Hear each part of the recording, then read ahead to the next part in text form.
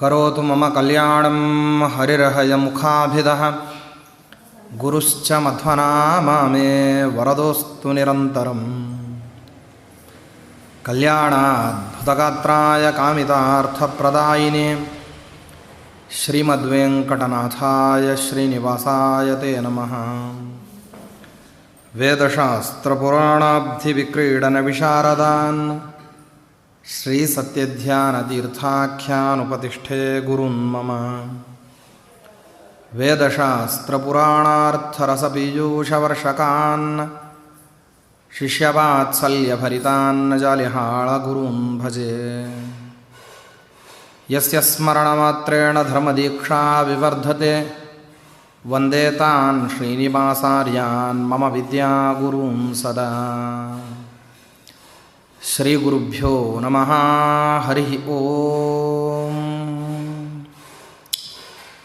ನಾರಾಯಣಂ ನಮಸ್ಕೃತ್ಯ ನರಂ ಚೈವ ನರೋತ್ತಮಂ ದೇವೀಂ ಸರಸ್ವತೀಂ ವ್ಯಾಸಂ ತತೋ ಜಯಮುದೀರಯೇತ್.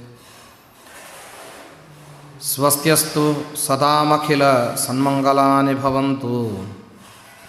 ಶ್ಲೋಕೈಕಶ್ರವಣಪಠಣಮಾತ್ರೇಣ ವಕ್ತುಶ್ಚ ಶ್ರೋತॄಣಾಂ ನಿಖಿಲಕಲಿಕೃತಕಲ್ಮಷಾಪನೋದನಪಟುತರೆ ಧರ್ಮಾದ್ಯಖಿಲಪುರುಷಾರ್ಥಸಾಧನೀಭೂತೆ ಶ್ರೀಮನ್ಮಹಾಮುನಿಕೃತೆ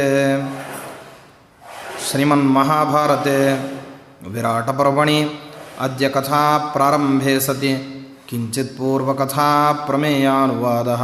ಹರಿ ಓಂ.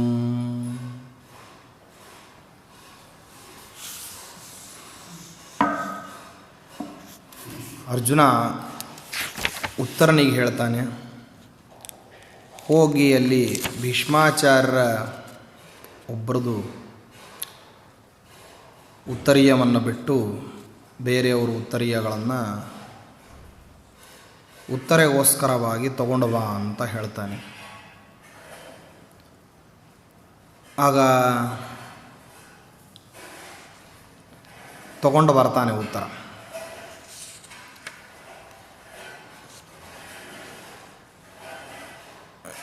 ಎಲ್ಲರೂ ಉತ್ತರೀಯವನ್ನು ಕಳ್ಕೊತಾರೆ. ಆಗ ಅರ್ಜುನ ಸ್ವಲ್ಪ ದೂರದವರೆಗೆ ಹೋಗಿ ವಿರಾಟರಾಜನ ಗೋಸಂಪತ್ತು ಏನಿತ್ತು ಆ ಗೋಸಂಪತ್ತನ್ನೆಲ್ಲ ಉಳಿದದ್ದೇನಿತ್ತು ಸ್ವಲ್ಪ ಭಾಗ ಮೊದಲೇ ಹೋಗಿತ್ತು. ಇನ್ನು ಉಳಿದವರನ್ನು ಎಲ್ಲರನ್ನೂ ಕೂಡ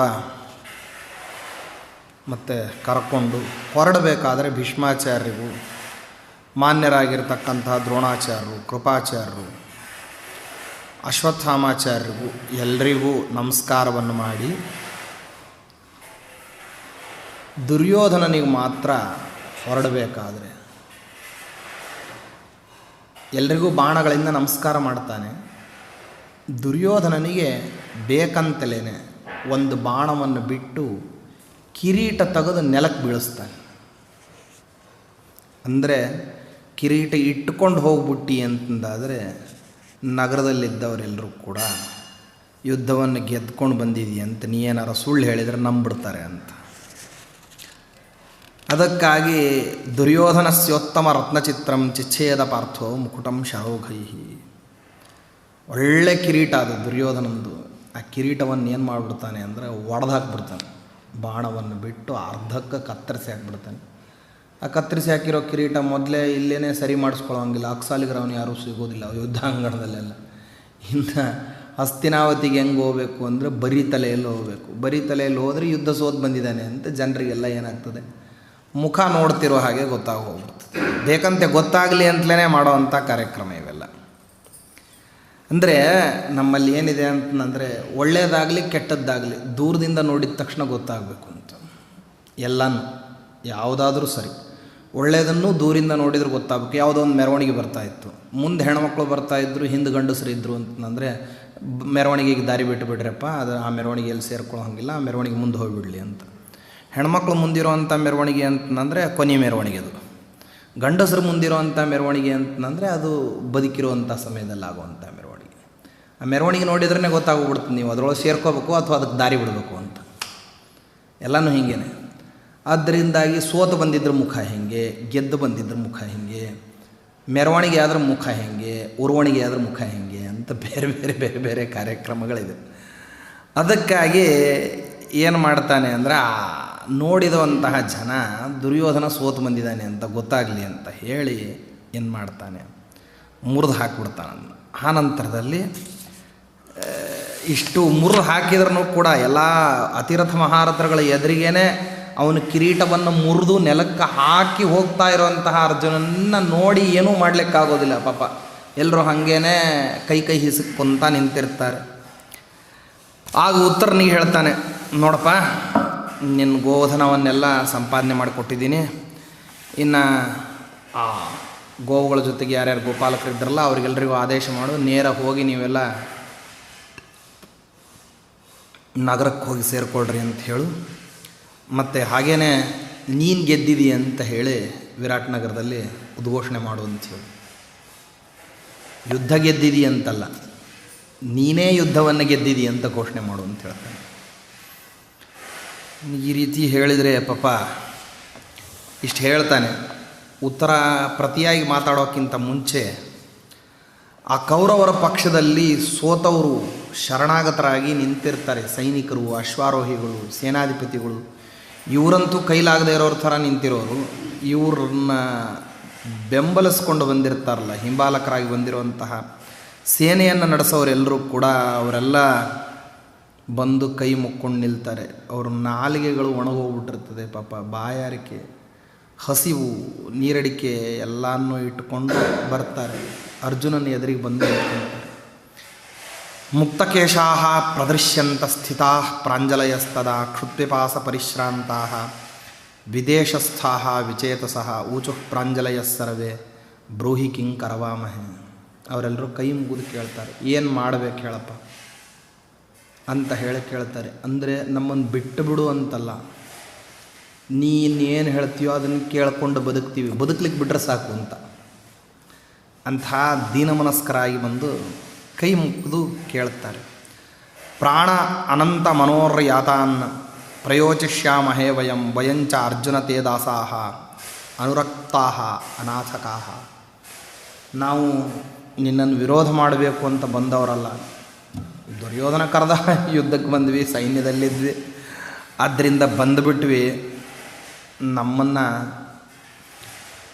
ಈಗ ನೀನು ಅನಾಥರು ಅಂತ ತಿಳಿದು ಏನು ಮಾಡಬೇಕು ಅಂದ್ರೆ ನಮ್ಮನ್ನು ಪಾಲನೆ ಮಾಡಬೇಕು. ಗತಿ ಇಲ್ಲ ನಮಗೆ.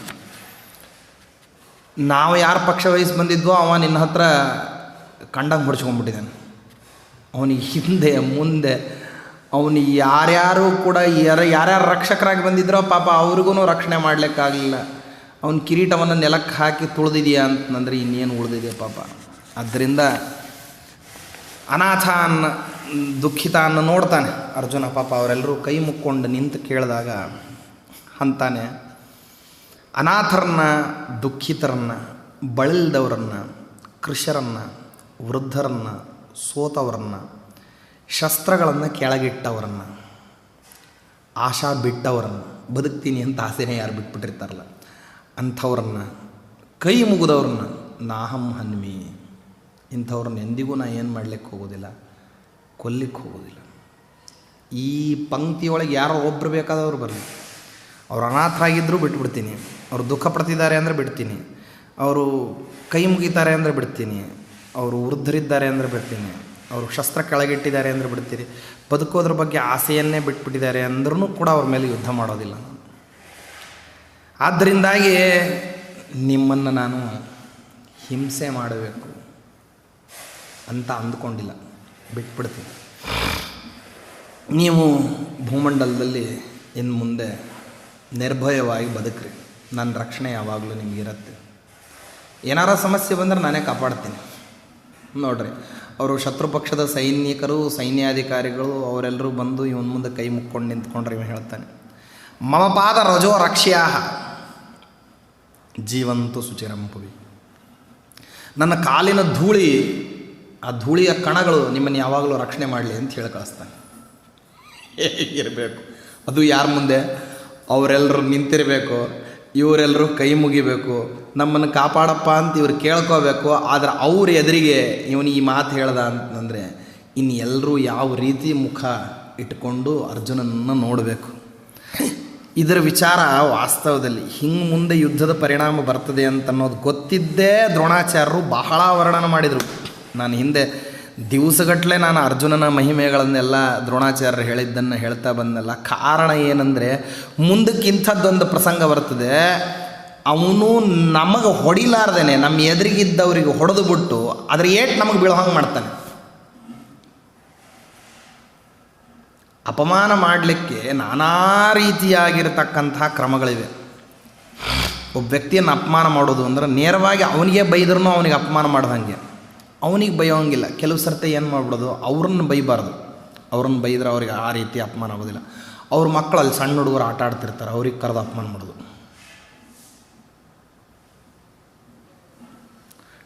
ನಾವು ಅವ್ರಿಗೆ ಗೌರವನೇ ಕೊಟ್ವಿ ರೀ. ಅವ್ರ ಮಗ ಆಟ ಆಡ್ತಾ ಇದ್ದ, ಅವನನ್ನು ಏನು ಮಾಡಿದ್ವಿ ಅಂದರೆ ರೇಗಿಸಿದ್ವಿ. ಅವನನ್ನು ಏನು ಮಾಡಿದ್ವಿ ಅಂತಂದರೆ ಹೀಗಳದ್ವಿ, ಅವನನ್ನು ಹಂಗಸಿದ್ವಿ, ಅವನಿಗೆ ಚಿತ್ರಹಿಂಸೆ ಕೊಟ್ವಿ. ಅವಾಗ ಏನಾಗುತ್ತೆ, ಅಲ್ಲಿರುವಂತಹ ಅವರಪ್ಪ ಅಥವಾ ಅವರಮ್ಮ ವಿಲ ಒದ್ದಾಡ್ತಾ ಇರ್ತಾರೆ. ಏಕೆಂದರೆ ಮರ್ಯಾದೆ ಗಾಂಭೀರ್ಯವನ್ನು ಬಿಟ್ಟು ನನ್ನ ಮಗನಿಗೆ ಯಾಕೆ ಈ ರೀತಿ ಮಾಡ್ತೀಯ ಅಂತ ಹೇಳಿ ಕೇಳ್ಕೊಳ್ಳೋ ಅಷ್ಟು ಸಣ್ಣತನವನ್ನು ಪ್ರದರ್ಶನ ಮಾಡಲಿಕ್ಕಾಗೋದಿಲ್ಲ. ದೊಡ್ಡತನದ ಜೊತೆಗೆ ತನ್ನ ಜೊತೆಗೆ ಏನು ಮಾಡ್ತಿಲ್ಲ, ವೈರುಧ್ಯವನ್ನು ತೋರಿಸ್ತಾ ಇಲ್ಲ. ಹೀಗಾಗಿ ಏನು ಮಾಡಬೇಕಾಗ್ತದೆ, ಉದಾರವಾಗಿ ನಡ್ಕೊಂಡ್ರೆ ಮಗನಿಗೆ ತೊಂದರೆ ಆಗುತ್ತೆ. ಅನರ್ಥವನ್ನು ಮಾಡಿದರೆ ಸುಮ್ಮನಿದ್ದು ಬಿಟ್ಟರೆ ಮಗ ಏನಾಗ್ತಾನೆ ಅಂತಂದರೆ ಅವ್ರ ಕೈಯಲ್ಲಿ ಸಿಕ್ಕಿಬಿಡ್ತಾನೆ. ಅಥವಾ ಇನ್ನೂ ಒಂದು ರೀತಿಯಲ್ಲಿ ಅಪಮಾನ ಮಾಡ್ಬೋದು. ಯಾವನೋ ಒಬ್ಬವ ವೇದಾಂತಿಗೆ ಬಂದು ಕೇಳಿದ್ನಂತೆ, ಅಲ್ಲ ನೀವು ಈ ರೀತಿ ನಿಮ್ಮ ಗುಡಿ ಗೋಪುರಗಳನ್ನೆಲ್ಲ ಮಾಡ್ತಿರಲ್ಲ, ಆ ಗುಡಿ ಗೋಪುರ ಅಥವಾ ಏನೇನು ದೇವರ ಪ್ರತೀಕಗಳು ಅಂತ ಏನೇನು ಮಾಡ್ತಿರೋ, ಧ್ವಜ, ಕಲಶ, ಇವನ್ನೆಲ್ಲ ಏನೇನು ಮಾಡಿರ್ತೀರಿ, ಇವೆಲ್ಲ ದೇವತಾ ಸಂಬಂಧಿಯಾಗಿರ್ತಕ್ಕಂಥದ್ದೆಲ್ಲ ಇದೆಯಲ್ಲ. ದೇವರಿಗೇನೋ ಗೌರವ ಕೊಡಬೇಕು. ನೀವಿಷ್ಟಕ್ಕೂ ಏನಂತೀರಿ ಅಂದರೆ ಆ ಪ್ರತಿಮಾನೂ ದೇವರಲ್ಲ, ಆ ಪ್ರತಿಮಾದ ಒಳಗೆ ದೇವರಿದ್ದಾನೆ ಅಂತ ನೀವೆಲ್ಲ ಹೇಳ್ತೀರಿ. ಸರಿ, ಹಾಗಂದ್ರೆ ಇದು ಯಾವುದು ದೇವರಲ್ಲ ಅಂತ ನೀವೇ ಒಪ್ಕೊಂಡಂಗಾಯ್ತು. ಗುಡಿನೂ ದೇವರಲ್ಲ, ಗೋಪುರನೂ ದೇವರಲ್ಲ, ಧ್ವಜನೂ ದೇವರಲ್ಲ, ಕಲಶವೂ ದೇವರಲ್ಲ, ಪ್ರತಿಮಾನೂ ದೇವರಲ್ಲ, ಪ್ರತಿಮಾದ ಒಳಗೆ ದೇವರಿದ್ದಾನೆ ಅಂತ. ಹೌದಷ್ಟೆ.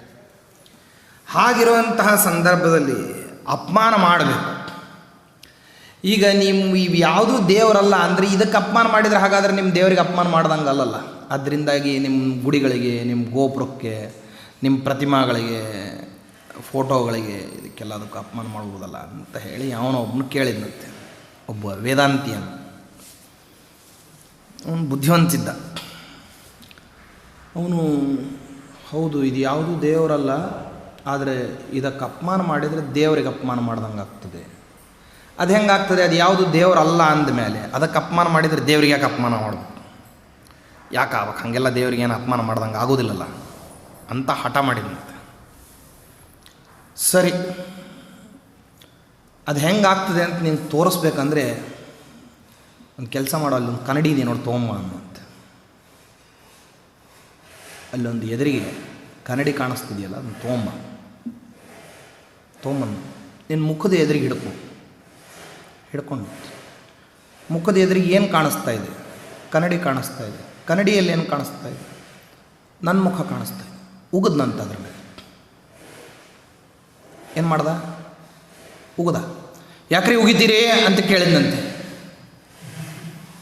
ಎಲ್ಲ ಇವನು ಯಾಕೆ ಕೇಳ್ತೀಯೋ ಈ ಪ್ರಶ್ನೆಯನ್ನು, ನಾವು ಉಗಿದದ್ದು ಯಾರಿಗೆ, ಕನ್ನಡಿಗೆ. ನೀ ಯಾಕೆ ದುಃಖ ಪಡ್ತೀಯ, ಕನ್ನಡಿಗೆ ತಾನೇ ಉಗಿದಿದ್ದೀನಿ, ನಿನಗೇನಲ್ಲಲ್ಲ, ದುಃಖ ಯಾಕೆ ಬಿಡ್ತೀಯ. ಕನ್ನಡಿಯಲ್ಲಿ ನನ್ನ ಪ್ರತಿಬಿಂಬ ತಾನೇ ಕಾಣಿಸ್ತಾ ಇತ್ತು. ಹಾಂ, ಏನಂದೀಗ ಅಂದ ಮೇಲೆ ನಿನ್ನ ಪ್ರತಿಬಿಂಬ ಕಾಣಿಸ್ಬೇಕಾದ್ರೆ ಇರುವಂತಹ ಕನ್ನಡಿ ಉಗಿದ್ರೇ ನಿನಗೆ ದುಃಖ ಆಗತ್ತೆ. ಹೌದಾ? ಅಂದಾಗ ನಾವು ಎಲ್ಲೆಲ್ಲಿ ಪೂಜಾ ಮಾಡ್ತೀವಿ, ಆ ಪೂಜಾ ಮಾಡತಕ್ಕಂತಹ ಪದಾರ್ಥಗಳನ್ನು ಎಲ್ಲವನ್ನೂ ಕೂಡ ನೀನು ಬಾಯಿಗೆ ಬಂದಂಗೆ ಹಿಂಗೆ ಅಪಮಾನ ಮಾಡಿದರೆ ಯಾರಿಗಪ್ಪ ದುಃಖ ಆಗೋದಿಲ್ಲ. ಮೊನ್ನೆ ಒಬ್ಬ ರಾಜಕಾರಣಿ ಹೇಳ್ದ ಭಾಳ ವಿಚಿತ್ರವಾಗಿ, ಏನಂತಂದರೆ ವಿಚಿತ್ರವಾಗಿರತಕ್ಕಂತಹ ನಿಯಮಗಳನ್ನು ಹೇಳ್ದ ಒಬ್ಬನು. ನಾನು ವಾಸ್ತವದಲ್ಲಿ ಧರ್ಮವನ್ನು ವಿರೋಧಿಸ್ತೀನಿ, ಧರ್ಮವನ್ನು ವಿರೋಧಿಸೋದು ಯಾವ ರೀತಿಯಲ್ಲೂ ತಪ್ಪು ಅಂತಾಗೋದಿಲ್ಲ, ಬ್ರಾಹ್ಮಣತ್ವನೇ ಬೇರೆ, ಬ್ರಾಹ್ಮಣನೇ ಬೇರೆ, ಬ್ರಾಹ್ಮಣ ಅನ್ನೋನು ವ್ಯಕ್ತಿ, ಬ್ರಾಹ್ಮಣತ್ವ ಅಂತನ್ನೋದು ಧರ್ಮ. ಆದ್ದರಿಂದಾಗಿ ಬ್ರಾಹ್ಮಣತ್ವ ಬೇರೆ, ಬ್ರಾಹ್ಮಣ ಬೇರೆ ಆದದ್ರಿಂದಾಗಿ ನಾನು ಬ್ರಾಹ್ಮಣತ್ವವನ್ನು ದ್ವೇಷ ಮಾಡ್ತಾ ಇದ್ದೇನೆ, ಬ್ರಾಹ್ಮಣನನ್ನು ದ್ವೇಷ ಮಾಡ್ತಿಲ್ಲ ಅಂತೆಲ್ಲ ಹೇಳ್ದ. ಕೌಂಟ್ರ್ ಆರ್ಗ್ಯುಮೆಂಟ್ನಲ್ಲಿ ಎದುರಿಗಿದ್ದವನು ಹೇಳ್ದ, ಭಾಳ ಚೆಂದಾಗಿ ಉತ್ತರ ಕೊಟ್ಟ. ಹೌದಪ್ಪ, ಪುರುಷತ್ವನೇ ಬೇರೆ, ಪುರುಷನೇ ಬೇರೆ. ನೀ ಪುರುಷನಾಗಿದ್ದಿ ಅಂದ ಮಾತ್ರಕ್ಕೆ ನಿನ್ನಲ್ಲಿ ಪುರುಷತ್ವ ಇರಬೇಕು ಅಂತ ನಿಯಮ ಇಲ್ಲಪ್ಪ. ಯಾಕೆಂದರೆ ಪುರುಷತ್ವ ಬೇರೆ ಇದೆ, ಪುರುಷ ಬೇರೆ ಇದ್ದಾನೆ. ಹೌದು ಅಲ್ಲೋ? ಬ್ರಾಹ್ಮಣತ್ವವೇ ಬೇರೆ, ಬ್ರಾಹ್ಮಣನೇ ಬೇರೆ ಅಂತ ಹೇಳಿಬಿಟ್ಟು ನಾನು ಬ್ರಾಹ್ಮಣತ್ವವನ್ನು ಸಹಿಸೋದಿಲ್ಲ, ಬ್ರಾಹ್ಮಣನನ್ನು ಸಹಿಸ್ತೀನಿ ಅಂತ ಹೇಳಿ, ಬ್ರಾಹ್ಮಣ ಅನ್ನೋನು ವ್ಯಕ್ತಿ, ಬ್ರಾಹ್ಮಣತ್ವ ಅನ್ನೋ ಧರ್ಮ, ನನಗೆ ಧರ್ಮ ಕಂಡ್ರೆ ಆಗೋದಿಲ್ಲ. ನಾನು ಅದನ್ನೇ ಹೇಳ್ತಾ ಇದ್ದೀನಿ. ನೋಡು, ನೀನು ಒಬ್ಬ ಪುರುಷ, ನಿನ್ನಲ್ಲಿ ಪುರುಷತ್ವ ಇರಬೇಕು ಅಂತ ನಿಯಮ ಇಲ್ಲ. ನೀನು ಮದುವೆ ಮಾಡ್ಕೋಬೋದು, ಆದರೆ ನೀ ಪುರುಷತ್ವ ಇಟ್ಕೊಂಡು ಮದುವೆ ಆಗಬೇಕು ಅಂತ ಏನು ನಿಯಮ ಇಲ್ಲ ಅಂತ ಹೇಳ್ಕೊತ ಹೊರಟವ. ಹಿಂಗೆ ಉದ್ದಕ್ಕೂ ಹಿಂಗೆ ಹೇಳಿದಾಗ ಪಾಪ ಅವನು ಏನು ಉತ್ತರ ಕೊಡ್ಬೇಕು? ಪಾಪ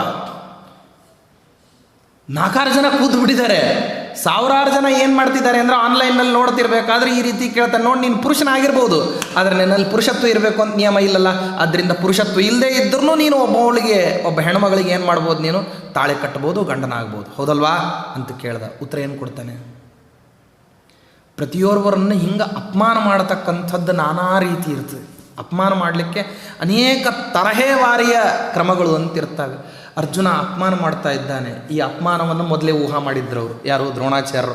ಮುಂದಕ್ಕೆ ಅವ ಅಪಮಾನ ಮಾಡಿದರೆ ನಮ್ಮನ್ನೆಲ್ಲರನ್ನೂ ಕೂಡ ನೀವು ಅಯೋಗ್ಯರಿದ್ದೀರಿ, ನೀವು ಶುದ್ಧವಾಗಿರ್ತಕ್ಕಂಥ ಅನರ್ಥಕರವಾದ ವ್ಯಾಪಾರವನ್ನು ಮಾಡ್ತಿದ್ದೀರಿ, ಲೋಕ ನಿಮ್ಮನ್ನು ಇಟ್ಕೊಂಡಿದ್ದಕ್ಕೆ, ನಿಮ್ಮನ್ನು ದೊಡ್ಡವರು ಅಂತ ಪರಿಭಾವಿಸ್ತಾ ಇರೋದಕ್ಕೆ, ಜಗತ್ತು ನಿಮ್ಮನ್ನು ನೋಡಿ ನಾಚಿಕೆ ಪಡ್ತದೆ, ನಿಮ್ಮನ್ನು ದೊಡ್ಡವರು ಅಂತ ಗೌರವಿಸಲಿಕ್ಕೆ ನಿಮ್ಮ ಬಗ್ಗೆ ಹೇವರಿಕೆಯನ್ನು ಹುಟ್ಟಿಸ್ಕೊಳ್ತದೆ ಅಂತೆಲ್ಲ ಮುಂದಕ್ಕೆ ಏನು ಮಾಡ್ತಾನೆ ಅರ್ಜುನ?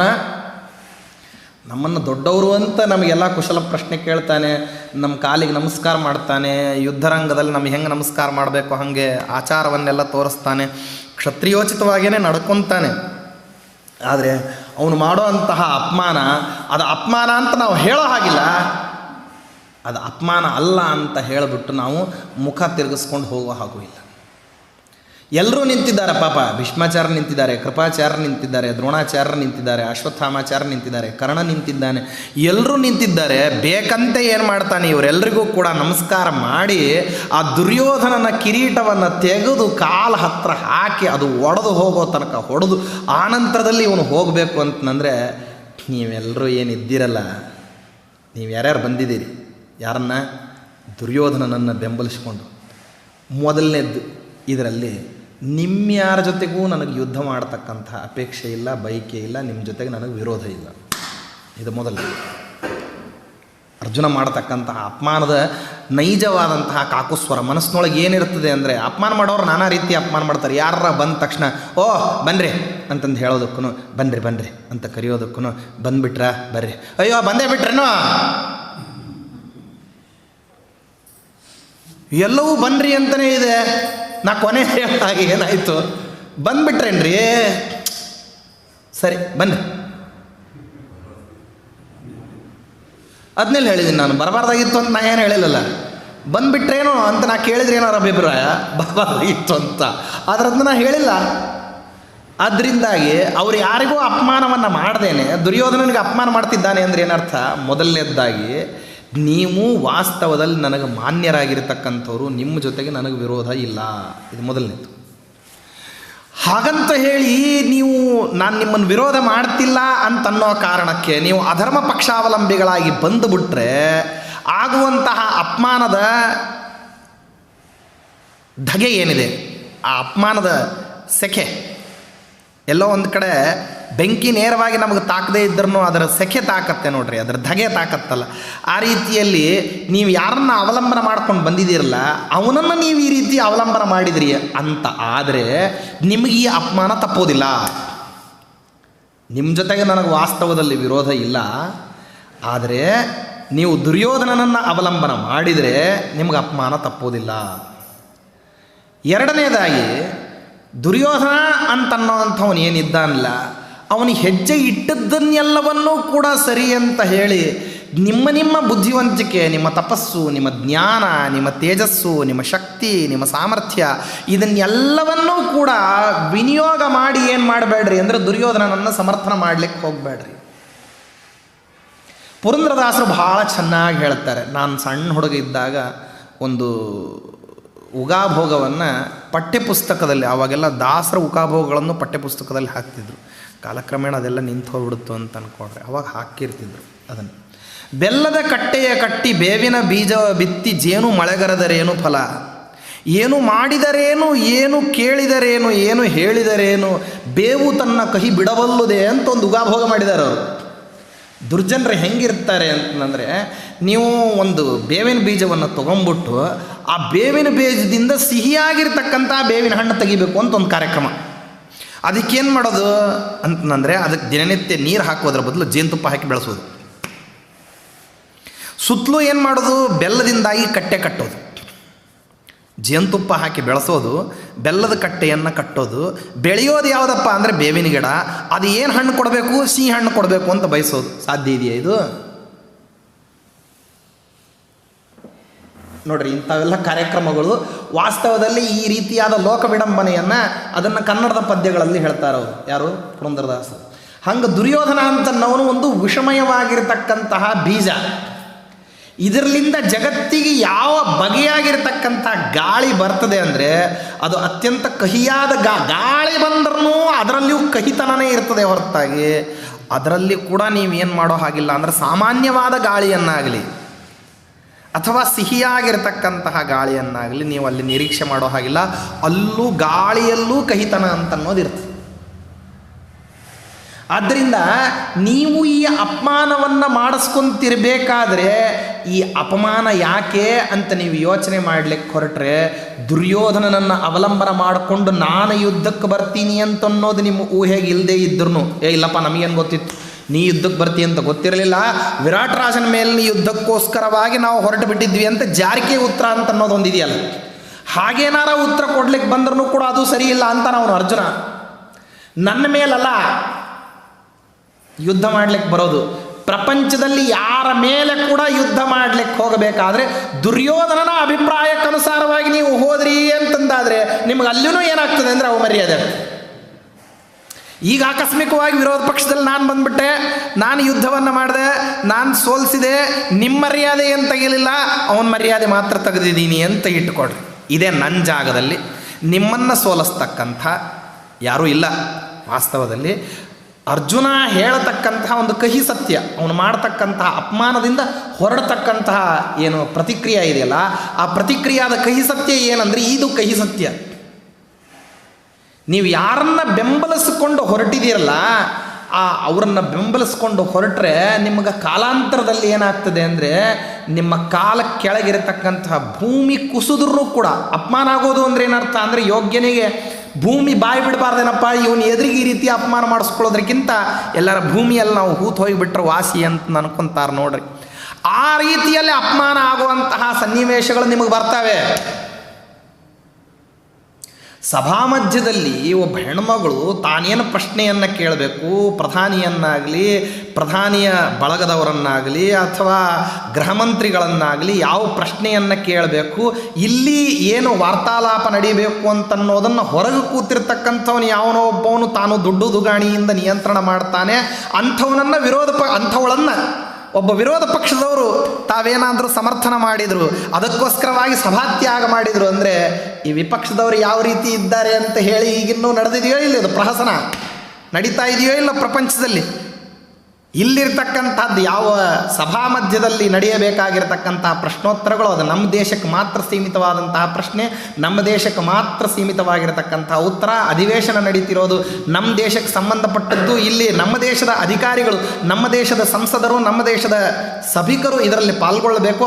ಅವರು ಈ ಅಹವಾಲನ್ನು, ಈ ಪ್ರಶ್ನೆಯನ್ನು ಕೇಳಬೇಕು, ಹೇಳಬೇಕು ಅಂತಿರಬೇಕಾದ್ರೆ ಜನಪ್ರತಿನಿಧಿಗಳನ್ನು ಬಿಟ್ಟು ಬೇರೆಯವನು ಒಬ್ಬವನು ಇದನ್ನು ನಿಯಂತ್ರಣ ಮಾಡ್ತಾನೆ ಅಂದರೆ ಅಂಥವರಿಂದ ಪ್ರೇರಿತವಾಗಿ ಒಬ್ಬಳು ತಾನು ಈ ರೀತಿಯಾಗಿರತಕ್ಕಂತಹ ಪೂರ್ವ ನಿಯೋಜಿತವಾದ ಸಿದ್ಧತೆಗಳನ್ನು ಮಾಡಿಕೊಳ್ಳಲಾರದೇನೆ ತನ್ನ ಪ್ರಶ್ನೆಗಳಲ್ಲದೇ ಇರತಕ್ಕಂತಹ ಪ್ರಶ್ನೆಗಳು ಯಾವುದು ವಾಸ್ತವದಲ್ಲಿ ಅನುಚಿತವಾಗಿ ನಿರ್ಧಾರಕ್ಕೆ ಬರಬೇಕು ಅದನ್ನು ಸಭಾಧ್ಯಕ್ಷನ ಎದುರಿಗೆ ಪ್ರಸ್ತಾಪ ಮಾಡಿದರೆ, ಅಂಥವರನ್ನು ಅಸಿಂಧು ಅಂತ ಹೇಳಿ ತೀರ್ಮಾನ ಮಾಡಿದರೆ, ಆ ಅಸಿಂಧುತ್ವವನ್ನು ಬೆಂಬಲಿಸಿರತಕ್ಕಂತಹ ವ್ಯಕ್ತಿಗಳೆಲ್ಲರೂ ಕೂಡ ಜನಪ್ರತಿನಿಧಿಗಳು ಯಾವ ರೀತಿಯಲ್ಲಿ ಮೂರ್ಖರು ಅಂತಾಗ್ತಾರೆ. ಅವರೆಲ್ಲರೂ ಮೂರ್ಖರಾಗಲಿಕ್ಕೆ ಕಾರಣ ಏನು ಅಂತಂದರೆ, ಮೂರ್ಖರಾಗಿರ್ತಕ್ಕಂತಹ ಒಬ್ಬರನ್ನು ಜಗತ್ತಿನಲ್ಲಿ ಅವರ ಮೂರ್ಖತನ ಅಂತನ್ನೋ ಜಗಜ್ಜಾಹೀರಾಗಿದೆ. ಸಾಕ್ಷ್ಯಾಧಾರಗಳ ಮೂಲಕವಾಗಿ ಅದನ್ನು ದೃಢೀಕರಣ ಮಾಡ್ತೀವಿ. ಹಂಗೆ ದೃಢೀಕರಣ ಮಾಡಿದಂತಹ ಸಂದರ್ಭದಲ್ಲಿಯೂ ಕೂಡ ಅವರನ್ನು ಬೆಂಬಲಿಸ್ಲಿಕ್ಕೆ ಹೊರಟ್ರೆ, ಬೆಂಬಲಿಸೋರು ಎಲ್ಲರನ್ನೂ ಕೂಡ ಮೂರ್ಖರು ಅಂತ ಏನು ಮಾಡ್ತೀವಿ. ಅವರೆಷ್ಟೇ ಸಂಸದೀಯ ಪಟುಗಳಾಗಿರಲಿ, ಅವರೆಷ್ಟೇ ಉನ್ನತವಾದ ಸ್ಥಾನವನ್ನು ಹೊಂದಿರಲಿ, ಅವರಿಗೆಷ್ಟೇ ಅನುಭವದ ಪಕ್ವತೆ ಬಂದಿರಲಿ, ಅವರಿಗೆ ರಾಜಕಾರಣದ ಎಷ್ಟೇ ಹಿನ್ನೆಲೆ ಇದ್ರೂ ಕೂಡ ಅವರನ್ನು ಮೂರ್ಖರು ಅಂತ ತೀರ್ಮಾನ ಮಾಡಿ ಏನು ಮಾಡ್ತೀವಿ, ಕೈ ಬಿಡ್ತೀವಿ. ಹೇಗೋ ಹಾಗೇನೆ ಇದನ್ನೇ ಇವತ್ತೇನು ನಡೆದಿದೆ, ಇದನ್ನೇ ವಿಡಂಬನೆಯನ್ನು ಅವತ್ತು ಹೇಳ್ತಾನೆ ಅರ್ಜುನ. ಕೆಲವಾರು ಮಾತುಗಳನ್ನು ಆಡೋದಿಲ್ಲ, ಮೌನದಲ್ಲೇನೆ ಮಾತು ಬೆಳ್ಳಿ. ಮೌನ ಬಂಗಾರಕ್ಕೆ ಯಾವಾಗಲೂ ಏನಿರ್ತದೆ ಅಂದರೆ ಬೆಲೆ. ಆ ಮೌನ ಏನು ಮಾಡಿಬಿಡ್ತದೆ ಅಂದರೆ, ಆಡದ ಮಾತುಗಳನ್ನು ನೂರಾರು ಅರ್ಥಗಳಲ್ಲಿ ಏನು ಮಾಡ್ತದೆ ಅಂದರೆ ಮೌನ ಹೇಳ್ತದೆ. ನಮಸ್ಕಾರ ಮಾಡ್ತಾನೆ, ಯುದ್ಧ ಮುಗಿಸ್ಕೊಂಡು ಹೊರಟಿರೋನು ಇವನು ಅರ್ಜುನ. ಬಿಟ್ಟು ಬಿಡಬಾರ್ದೆ ಆ ದ್ರೋಣಾಚಾರ್ಯನ ಕೃಪಾಚಾರ್ಯನ, ಆಯ್ತು ಯುದ್ಧ ಮಾಡಿದ್ದಾಯಿತು ನಾನಿನ್ನು ಹೊರಟೆ ಅಂತ ಹೇಳಿಬಿಟ್ಟು ಹೊರಡ್ಬೋದಲ್ಲ. ಇಲ್ಲ, ಅವ್ರಿಗೆ ನಮಸ್ಕಾರ ಮಾಡ್ತಾನೆ. ಬಾಣಗಳಿಂದ ಅವ್ರ ಕಾಲುಗಳ ಹತ್ತಿರದಲ್ಲಿ ಬಾಣಗಳನ್ನು ಹೊಡೆದು ಬಿಟ್ಟು ನಮಸ್ಕಾರವನ್ನು ಮಾಡ್ತಾನೆ. ನಮಸ್ಕಾರ ಮಾಡಿ ಹೊರಡಬೇಕಾದ್ರೆ ಈ ಉದ್ಯಮವನ್ನು ಮಾಡ್ತಾನೆ. ಯಾವ ಉದ್ಯಮ? ಈ ಕಿರೀಟವನ್ನು ಒಡೆದು ಹಾಕುವಂಥ ಉದ್ಯಮವನ್ನು ಮಾಡ್ತಾನೆ. ಅದರಿಂದ ತಾನು ಏನೇನು ಹೇಳಬೇಕಾಗಿದೆಯೋ ಅದನ್ನೆಲ್ಲ ಹೇಳ್ತಾನೆ. ಎರಡನೇದಾಗಿ, ನನ್ನ ಕಾಲಿನ ಧೂಳಿಯಿಂದಾಗಿ ನಿಮ್ಗೆಲ್ರಿಗೂ ಇನ್ನು ಮುಂದೆ ರಕ್ಷಣೆ ಅಂತ ಅವರಿಗೂ, ಆ ಸೇನಾಧಿಪತಿಗಳಿಗೂ ಸೈನಿಕರಿಗೂ ಎಲ್ರಿಗೂ ಕೂಡ ಇವರ ಎದುರಿಗೇನೆ, ಇವರ ಸೈನಿಕರವರು, ಇವರ ಸೇನಾಧಿಪತಿಗಳವರು, ಆ ಸೇನಾಧಿಪತಿಗಳಿಗೆ ಆ ಸೈನಿಕರಿಗೆ ಅವರ ಸಮಕ್ಷಮದಲ್ಲೇ ಇವನು ಅಭಯದಾನ ಮಾಡ್ತಾನೆ. ಅಂದರೆ ಲಜ್ಜೆಗೇಡಿಗಳಾಗಿರ್ತಕ್ಕಂಥವ್ರು ನೀವು, ನಿಮಗೆ ನಿಮ್ಮನ್ನು ರಕ್ಷಣೆ ಮಾಡ್ಕೊಳ್ಳೋದಾಗಲಿ ಅಥವಾ ನಿಮ್ಮವರ ರಕ್ಷಣೆ ಮಾಡ್ಕೊಳ್ಳೋದಾಗಲಿ ನಿಮಗೆ ಗೊತ್ತಿಲ್ಲದೆ ಇರೋ ಸಂಗತಿ. ನೀವೆಷ್ಟು ಅಸಮರ್ಥರಿದ್ದೀರಿ ಅಂತಂದರೆ, ನೀವು ಒಬ್ಬ ಕ್ಷತ್ರಿಯರಾಗಲಿಕ್ಕೆ ಯಾವ ರೀತಿ ಅನರ್ಹರಿದ್ದೀರಿ ಅಂದರೆ, ಕ್ಷತ್ರಿಯನಾಗಿರ್ತಕ್ಕಂಥವನು ತಾನೊಂದು ಸೈನ್ಯವನ್ನು ಮುನ್ನಡೆಸಬೇಕಾದ್ರೆ ಆ ಸೈನಿಕ ಒಬ್ಬವನು ಪ್ರಾಣ ಬಿಟ್ಟ ಅಂದರೆ ತನ್ನ ನಿಮಿತ್ತವಾಗಿ ಪ್ರಾಣ ಬಿಡ್ತಾನೆ ಅಂತನ್ನುವಂತಹ ಎಚ್ಚರಿಕೆ. ಏನಂತಿರೋದು ಇಂಗ್ಲೀಷ್ನಲ್ಲಿ ಕನ್ಸರ್ನ್. ಆ ಕನ್ಸರ್ನ್ ಏನಾಗಿರ್ಬೇಕು, ನಿಮಗೆ ಸದಾ ಕಾಲಕ್ಕೂ ಜಾಗೃತವಾಗಿರಬೇಕು. ಇವತ್ತು ನಿಮ್ಗೆ ಆ ಕನ್ಸರ್ನ್ ಇಲ್ಲ ಅನ್ನೋದನ್ನು ನಿಮ್ಮ ಸೈನಿಕರೆಲ್ಲ ಹೇಳ್ತಿದ್ದಾರೆ. ನೋಡಪ್ಪ, ನಾವು ಅನಾಥರಿದ್ದೀವಿ ಅಂತ ಅವರೇ ಬಾಯ್ಬಿಟ್ಟು ಹೇಳ್ತಿದ್ದಾರೆ. ಅವ್ರು ಅನಾಥರಿದ್ದೀವಿ ಅಂತ ಬಾಯ್ಬಿಟ್ಟು ಹೇಳ್ತಿದ್ದಾರೆ ಅಂದರೆ ಏನರ್ಥ? ನಿಮ್ಮನ್ನು ನಾಥರು ಅಂತ ಅವರು ಒಪ್ಕೊಳ್ತಾ ಇಲ್ಲ. ಯಾಕೆ ನಿಮ್ಮನ್ನು ನಾಥರು ಅಂತ ಒಪ್ಕೊಳ್ಬೇಕು ಯಾವಾಗ ಅಂದರೆ, ಅವರ ಕಷ್ಟ ದುಃಖಗಳನ್ನು ಪರಿಹಾರ ಮಾಡೋರು ನೀವಾಗಿರಬೇಕು. ನೀವು ಅದರಲ್ಲಿ ಏನಾಗಿದ್ದೀರಿ? ವಿಫಲರಾಗಿದ್ದೀರಿ. ಅದಕ್ಕೆ ಅವ್ರೇನು ಮಾಡ್ತಿದ್ದಾರೆ? ನನ್ನನ್ನು ಕೇಳ್ತಿದ್ದಾರೆ. ನಾನು ಅವ್ರಿಗೆ ಕ್ಷಮಾಯಾಚನೆ ಎಲ್ಲಿ ಕೊಡ್ತೀನಿ? ಅವರೆಲ್ಲೋ ಕೇಳದಲ್ಲಿ ಕೊಡೋದಿಲ್ಲ. ಅವ್ರನ್ನ ನಿಮ್ಮ ಎದುರಿಗೆ ಕರ್ಕೊಂಬಂದುಬಿಟ್ಟು ನಿಮ್ಮ ಸಮಕ್ಷಮದಲ್ಲಿ ಅವ್ರಿಗೆ ಕ್ಷಮಾದಾನ ಕೊಡ್ತೀನಿ. ಆಗಲಪ್ಪ, ಯಾರನ್ನೋ ಅವಲಂಬಿಸ್ಕೊಂಡ್ಬಂದಿದ್ರಿ, ಏನೋ ಉದರ ಪೋಷಣೆ, ಅನ್ನ ನೀರು ಕಾಣಬೇಕು, ನಿಮ್ಮ ಹೆಂಡತಿ ಮಕ್ಕಳು ಬದುಕಬೇಕು ಅಂತ ಸೈನ್ಯಕ್ಕೆ ಸೇರ್ಕೊಂಡಿದ್ರಿ, ಸೇನಾಧಿಪತಿಗಳಾಗಿದ್ರಿ, ಸೈನಿಕರಾಗಿದ್ರಿ, ಅವ್ರನ್ನ ಅವಲಂಬಿಸ್ಕೊಂಡು ನೀವೇನೋ ಜೀವಿಕಾಕ್ಕೋಸ್ಕರ ಜೀವನ ಮಾಡಲಿಕ್ಕೆ ಬಂದಿದ್ದೀರಿ. ನಿಮ್ದೆಲ್ಲ ತಪ್ಪು, ಅವರಿದ್ದಾರಲ್ಲ ಮೂರ್ಖರಿದ್ದಾರೆ ಅಂತ ಹೇಳಿಬಿಟ್ಟು ಹೇಳುವಂತಹ ಕಾರ್ಯಕ್ರಮ ಇದು. ನಾನು ಹೇಳಿದ್ನಲ್ಲ, ಅಪಮಾನ ಮಾಡಲಿಕ್ಕೆ ವಿಚಿತ್ರವಾಗಿರತಕ್ಕಂಥ ರೀತಿಗಳಿದ್ದಾವೆ, ನಾನಾ ಕ್ರಮದ ರೀತಿಗಳು. ಅದರಲ್ಲಿ ಒಂದು ಕ್ರಮವನ್ನು ಆಧರಣ ಮಾಡಿದರೆ ಎದುರಿಗಿದ್ದವನಿಗೆ ಗೊತ್ತಾಗಿ ಹೋಗ್ಬಿಡ್ತದೆ ಏನು ಆಧರಣವನ್ನು ಮಾಡಿ ಯಾರನ್ನ ಅಪಮಾನ ಮಾಡಬೇಕು ಅಂತ ಯೋಚನೆ ಮಾಡ್ತಿದ್ದಾನೆ, ಹೆಂಗೆ ಅಪಮಾನ ಮಾಡ್ತಾನೆ. ಭಾಳ ನೀತಿಪೂರ್ವಕವಾಗಿ ಅಪಮಾನವನ್ನು ಮಾಡೋರು ಅಂತಿರ್ತಾರೆ. ಹಾಗಂತ ಹೇಳಿ ಅಪಮಾನ ಆಯಿತು ಅಂತ ಹೇಳ್ಕೊಳ್ಳೋಂತಹ ಸ್ಥಿತಿಯಲ್ಲಿಲ್ಲ ಇವು ಮುತ್ಸದ್ದಿಗಳಾಗಿರ್ತಕ್ಕಂತಹ ಈ ಹಿರಿಯರೇನೇನಿದ್ದಾರಲ್ಲ, ಯಾರು ಭೀಷ್ಮಾಚಾರ್ಯರಾಗಲಿ, ಕೃಪಾಚಾರ್ಯರಾಗಲಿ, ಅಶ್ವತ್ಥಾಮಾಚಾರ್ಯರಾಗಲಿ, ದ್ರೋಣಾಚಾರ್ಯರಾಗಲಿ ನಮಗೆ ಅಪಮಾನವನ್ನು ಮಾಡ್ತಿದ್ದಾನೆ ಅಂತ ಹೇಳ್ಕೊಳ್ತಾ ಇಲ್ಲ ಅವರು. ಯಾಕೆ? ವೈಯಕ್ತಿಕವಾಗಿ ಅದು ಅವ್ರಿಗೆ ಅಪಮಾನ ಅಲ್ಲ. ಅವ್ರು ಯಾರ ಮುಂದೆ ಹೇಳ್ಕೋಬೇಕಾ ಅಪಮಾನವನ್ನು? ಯೋಚನೆ ಮಾಡಿ. ಅವ್ರು ಹೇಳ್ಕೊಂಡ್ರೆ ಕೃಪಾಚಾರ್ಯರು, ಭೀಷ್ಮಾಚಾರ್ಯ ಎದುರಿಗೆ ಹೇಳಬೇಕು ಭೀಷ್ಮಾಚಾರ್ಯ, ಅಶ್ವತ್ಥಾಮಾಚಾರ್ಯ ಹೇಳಬೇಕು ಅಶ್ವತ್ಥಾಮಾಚಾರ್ಯ, ದ್ರೋಣಾಚಾರ್ಯ ಹೇಳಬೇಕು. ಈ 4 ಜನ ಪರಸ್ಪರಲ್ಲಿ ಮಾತಾಡ್ಕೋಬೇಕೇ ಹೊರತಾಗಿ ದುರ್ಯೋಧನನ ಹತ್ರ ಹೋಗಿ ಅದನ್ನು ಹೇಳಿಕೊಂಡ್ರೆ ದುರ್ಯೋಧನ ನೋಡಿದ್ರೆ ಅರ್ಜುನನ್ನು ಅವಲಂಬನ ಮಾಡಿದ್ದಕ್ಕೆ ನಿಮ್ಗೆ ಅಪಮಾನ ಆಯಿತು ಅಂತಾನೆ ದುರ್ಯೋಧನ.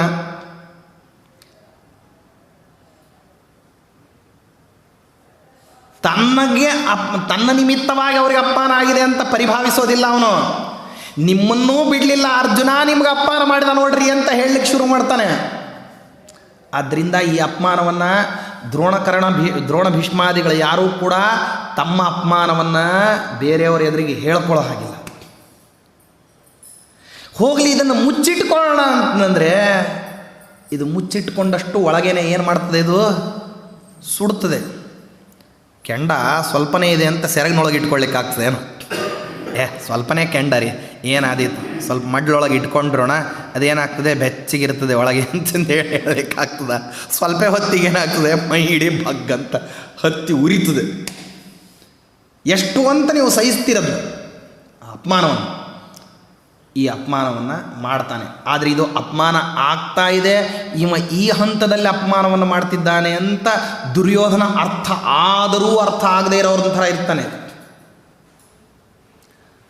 ಸ್ವಾರಸ್ಯ ಏನಂತಂದರೆ ಕೆಲವಾರು ಸರ್ತಿ ಅಪಮಾನ ಅರ್ಥ ಆದರೂ ಅರ್ಥ ಆಗದೇ ಇರೋ ಥರ ಇರಬೇಕು ಅಂತನ್ನೋದು ದುರ್ಯೋಧನ ಗುರುಭ್ಯೋ ನಮಃ.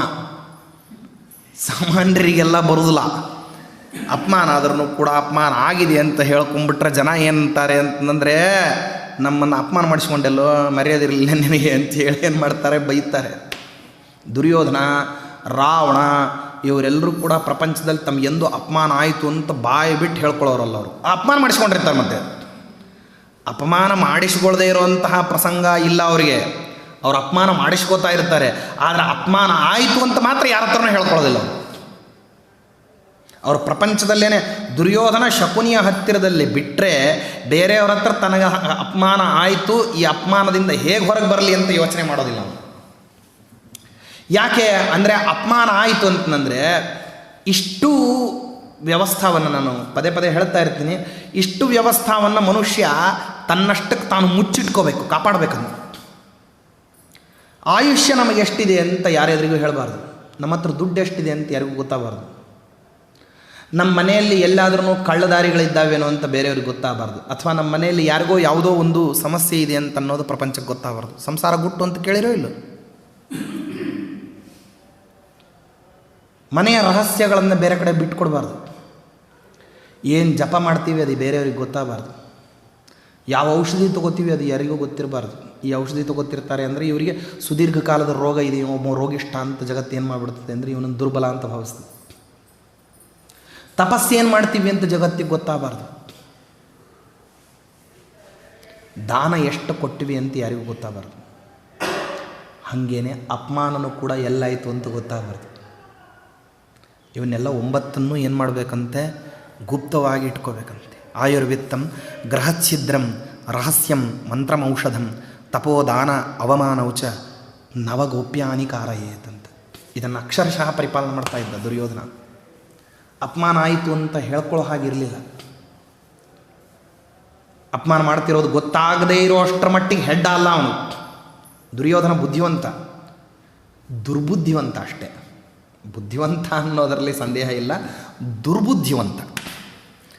ಆದ್ದರಿಂದಾಗಿ ಅವನು ಏನೇನು ಅಪಮಾನ ನಡೀತೋ ಆ ಅಪಮಾನವನ್ನು ಎಲ್ಲವನ್ನೂ ಕೂಡ ಅಲ್ಲಿ ಯಾರ ಎದುರಿಗೂ ಕೂಡ ಹೌದು ಹೀಗೆ ಅರ್ಜುನ ನಮ್ಮನ್ನು ಅಪಮಾನ ಮಾಡ್ತಿದ್ದಾನೆ ಅಂತ ಪರಿಭಾವಿಸೋದಿಲ್ಲ. ಅವನು ಸಾಧ್ಯ ಆದಷ್ಟು ಒಂದು ಮುಚ್ಚಿಟ್ಕೊಳ್ಳಿಕ್ಕೆ ಪ್ರಯತ್ನ ಮಾಡ್ತಾನೆ. ಇವ್ರಿಗೆ ಗೊತ್ತಾಗತ್ತೆ, ಇವ್ರು ಯಾರಿಗೂ ಹೇಳ್ಕೊಳ್ಳುವಂಥ ಪರಿಸ್ಥಿತಿಯಲ್ಲಿಲ್ಲ. ಅರ್ಜುನ ನೋಡ್ರಿ ಎಂಥ ಸೀಕ್ವೆನ್ಸ್, ಎಂಥ ಒಂದು ಪ್ರಸಂಗವನ್ನು ನಿರ್ಮಾಣ ಮಾಡಿ ಆ ಪ್ರಸಂಗದ ಸರಿಯಾದಂತಹ ಲಾಭ, ಸಂಪೂರ್ಣ ಪ್ರಮಾಣದ ಪ್ರಸಂಗದ ಲಾಭವನ್ನು ಎತ್ತೋದು ಅಂತಿದೆ. ಅಲ್ಲಿ ನೀವು ಏಟು ಹೊಡೆದಿರಬೇಕು. ಗಣಪತಿಯನ್ನು ಕುಡಿಸಿರ್ತೀವಿ, ಎದುರಿಗೆಲ್ಲ ಬೇಕಾದಷ್ಟು ನೈವೇದ್ಯಕ್ಕೆ ಇಟ್ಟುಬಿಟ್ಟಿರ್ತೀವಿ. ಇಲಿ ಬಂತು ಅಂಥೇಳಿ ಹೊಡಿಲಿಕ್ಕೆ ಹೋದರೆ ಗಣಪನ ಸೊಂಡ್ಲಿಗೆ ಬಿದ್ದುಬಿಟ್ರೆ ಅನರ್ಥ ಆಗಿ ಹೋಗ್ಬಿಡ್ತದೆ. ಹೊಡೆದಿರಬೇಕು, ಇಲಿ ಮಾತ್ರ ಸಾಯಬೇಕು, ಭಕ್ಷ್ಯ ಹಾಳಾಗಬಾರ್ದು, ಗಣಪತಿ ಉಳಿಬೇಕು. ಹೌದಲ್ವಾ? ಹೊಡೆಯೋದು ಅಂದರೆ ಮತ್ತು ಇಲಿಗೆ ಮಾತ್ರ ಏಟು ಬೀಳಬೇಕು. ಇಲಿಗೆ ಹೊಳಿಲಿಕ್ಕೆ ಹೋಗಿ ಗಣಪನಿಗೆ ಬಿದ್ದುಬಿಡ್ತು ಅಂದ್ರೆ ಅನರ್ಥ ಆಗುತ್ತೆ. ಆದ್ದರಿಂದಾಗಿ ಇಲ್ಲಿ ಯಾರಿಗೆ ಹೊಡೆತ ಬೀಳಬೇಕು ಅಂತಂದರೆ ಕೇವಲ ದುರ್ಯೋಧನ ಅಂದರೆ ದುರ್ಯೋಧನನಿಗೇನೇ ಹೊಡೆತ ಬೀಳಬೇಕು. ದುರ್ಯೋಧನನಿಗೆ ಹೊಡೆತ ಬಿದ್ದಾಗ ಬೇರೆಯವರು ಎಲ್ಲರೂ ಕೂಡ ದುರ್ಯೋಧನನಿಗೆ ಯಾಕೆ ಇವನು ಹೊಡೆದ ಅಂತ ಹೇಳಿ ಅವ್ರಿಗೂ ಕೂಡ ಪಕ್ಕದಲ್ಲಿದ್ದವ್ರಿಗೆಲ್ರಿಗೂ ಏನಾಗಿರಬೇಕದು ಅರ್ಥ ಆಗಿರಬೇಕು. ಮತ್ತು ಆ ಹೊಡೆತಕ್ಕೆ ಅದರ ಧಗೆ, ಅದರ ಶಾಖ ಏನಿದೆಯಲ್ಲ ಅದು ಬೇರೆ ಕಡೆ ಏನಾಗಬೇಕು, ಪ್ರಸಾರ ಆಗಬೇಕು. ಅದಕ್ಕೆ ಏಕಾಂತದಲ್ಲಿ ಕರ್ಕೊಂಡು ಹೋಗಿ ದುರ್ಯೋಧನನಿಗೆ ಈ ರೀತಿ ಬೇರೆ ಕಡೆ ಎಲ್ಲೋ ಹಿಂದಕ್ಕೆ ಯುದ್ಧ ಮಾಡಬೇಕಾದ್ರೆ ದುರ್ಯೋಧನ ಸೋತಾಗಿ ಮಾಡಲಿಲ್ಲ. ದುರ್ಯೋಧನನನ್ನು ಬೆಳ್ಕೊಂಡು ಯುದ್ಧ ಮುಗಿಸ್ಕೊಂಡು ಹೋಗಬೇಕಾದ್ರೆ ಅವನ ಕಿರೀಟವನ್ನು ನೆಲಕ್ಕೆ ಹಾಕೋದ್ರ ಮೂಲಕವಾಗಿ ಅವನ ಪಕ್ಷದವರಿಗೆ ಅಭಯವನ್ನು ಕೊಡೋದ್ರ ಮೂಲಕವಾಗಿ ಇನ್ನೊಂದು ವಿಷಯ ಹೇಳ್ತಾನೆ. ಏನಂತಂದರೆ, ನೋಡ್ರಪ್ಪ, ಇವತ್ತೇ ನಿಶ್ಚಯ ಮಾಡಿಕೊಡ್ರಿ, ಪ್ರಸಂಗ ಬಂದಾಗ ಇವರೆಲ್ಲರೂ ನಿಮ್ಮನ್ನು ಏನು ಮಾಡ್ತಾರೆ ಅಂದರೆ, ಈ ದುರ್ಯೋಧನಾದಿಗಳು ನಿಮ್ಮನ್ನು ಕೈ ಬಿಡ್ತಾರೆ. ಇವತ್ತೊಂದು ಅವಕಾಶ ಏನಂತಂದರೆ, ಏನಾದ್ರೂ ಪಕ್ಷ ಪರಿವರ್ತನೆ ಮಾಡ್ಕೊಳ್ಳೋ ಹಂಗಿದ್ರೆ ಇವತ್ತೇ ಮಾಡಿಕೊಡ್ರಿ ಅಂತ. If you want to change your seat, ನೀವು ಇವತ್ತೇ ನಿಮ್ಮ ಸ್ಥಾನವನ್ನು ಬದಲಾವಣೆ ಮಾಡ್ಕೋಬೇಕು ಅಂತ ಅಂದ್ಕೊಂಡಿದ್ರೆ, ನಮ್ಮ ಪಕ್ಷ ಏನಾಗಿದೆಯಲ್ಲ ಬಾಗಿಲು ತೆಗೆದಿದೆ, ನೀವು ಬರ್ಬೋದು ಅಂತ ಹೇಳಿ, it's an open offer, you can come ಅಂತ ಹೇಳುವಂಥ ಕ್ರಮವನ್ನು ಮಾಡ್ತಾನೆ. ಅವರು ಇಷ್ಟೆಲ್ಲ ತಗೊಂಡ ಮೇಲೆ ಬದುಕಲಿಕ್ಕೆ ಬಿಟ್ಟ, ನಮಗೇನು ಹಿಂಸೆ ಮಾಡಲಿಲ್ಲ ಅಂದಾಗ ಅವ್ರು ಹೋಗೋರು ಸುಮ್ಮನೆ ಹೋಗ್ತಾರಾ? ನೋಡ್ರಿ ಹೆಂಗಿರ್ತದೆ. ಕೆಲವರೆಲ್ಲ ಪಡೆದ ತಕ್ಷಣ ಏನು ಮಾಡ್ತಾರೆ ಅಂದರೆ ಅದಕ್ಕೆ ಪ್ರತಿಕ್ರಿಯೆ ಮಾಡಿಬಿಡ್ತಾರೆ. ಭಿಕ್ಷದವನಿಗೆ ನೀವೇನಾದರೂ ಭಿಕ್ಷಾ ಹಾಕಿದ್ರಿ ಅಂತಂದರೆ ಅವನ ಸ್ವಭಾವ ಏನಂತಂದರೆ, ಅವ ಭಿಕ್ಷಾ ತೊಗೊಂಡು ಸುಮ್ಮನೆ ಮುಂದಕ್ಕೆ ಹೋದ ಅಂತ ಆಗೋದಿಲ್ಲ. ನೀವು ಚೆನ್ನಾಗಿರ್ರಿ ಅಂತ ಹೇಳೇ ಮುಂದಕ್ಕೆ ಹೋಗ್ತಾನೆ ಅವನು. ಯಾಕೆಂದರೆ ಆ ಭಿಕ್ಷಾ ತೊಗೊಂಡು ಏನಾಗ್ಬಿಟ್ಟಿರ್ತದೆ ಅದು ಅಭ್ಯಾಸ ಅಂದರೆ, ತೊಗೊಂಡಾಗೆಲ್ಲ ಇನ್ನೊಬ್ರಿಗೆ ಒಳ್ಳೇದಾಗಲಿ ಅಂತ ಹೇಳೋವಂಥ ಅಭ್ಯಾಸ ಬಂದುಬಿಟ್ಟಿರ್ತದೆ. ಅದು ಭಿಕ್ಷಾ ತೊಗೊಳ್ಳೋರು ಹಣೆ ಬರೋದು. ಭಿಕ್ಷಾ ತೊಗೊಂಡ ಅಂದರೆ ಇನ್ನೊಬ್ರಿಗೆ ಏನನ್ನು ಹೇಳ್ಬೇಕು, ಅವನು ತೊಗೊಂಡು ಯಾರ ಕಡೆಯಿಂದ ತೊಗೊಂಡಿರ್ತಾನೋ ಅವ್ರಿಗೆ ಕೆಟ್ಟದ್ದಾಗಲಿ ಅಂತ ಮಾತ್ರ ಹೇಳೋಂಗಿಲ್ಲ ಅವನು.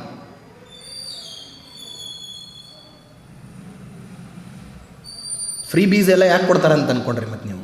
ಇದಕ್ಕೇನೆ ತೊಗೊಂಡವ್ರು ಯಾರು ಏನನ್ನೋದಿಲ್ಲ, ಕೆಟ್ಟದ್ದಾಗಲಿ ಅಂತ ಅನ್ನೋದಿಲ್ಲ ನೋಡ್ರಿ.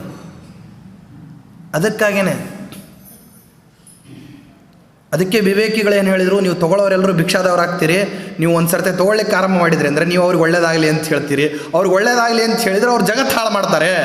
ಆದ್ದರಿಂದ ಇಂಥವ್ರ ಹತ್ರ ತೊಗೊಳ್ಳಿಕ್ಕೆ ಹೋಗಬೇಡ್ರಿ.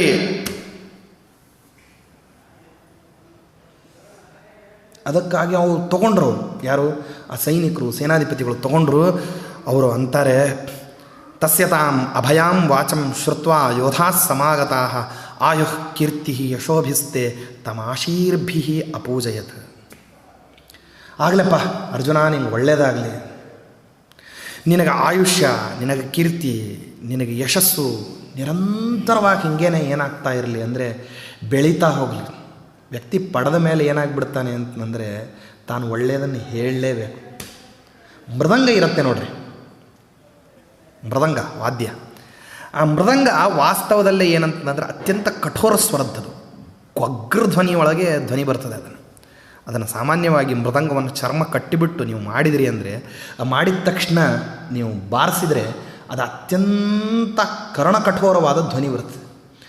ಅದು ಮಧುರವಾದ ಧ್ವನಿ ಹಾಕಲಿಕ್ಕೆ ಏನು ಮಾಡ್ತಾರೆ ಅಂತಂದರೆ, ಅದಕ್ಕೆ ಒಂದಿಷ್ಟು ಶಾಯಿ ಅಂತ ಬರ್ತದೆ.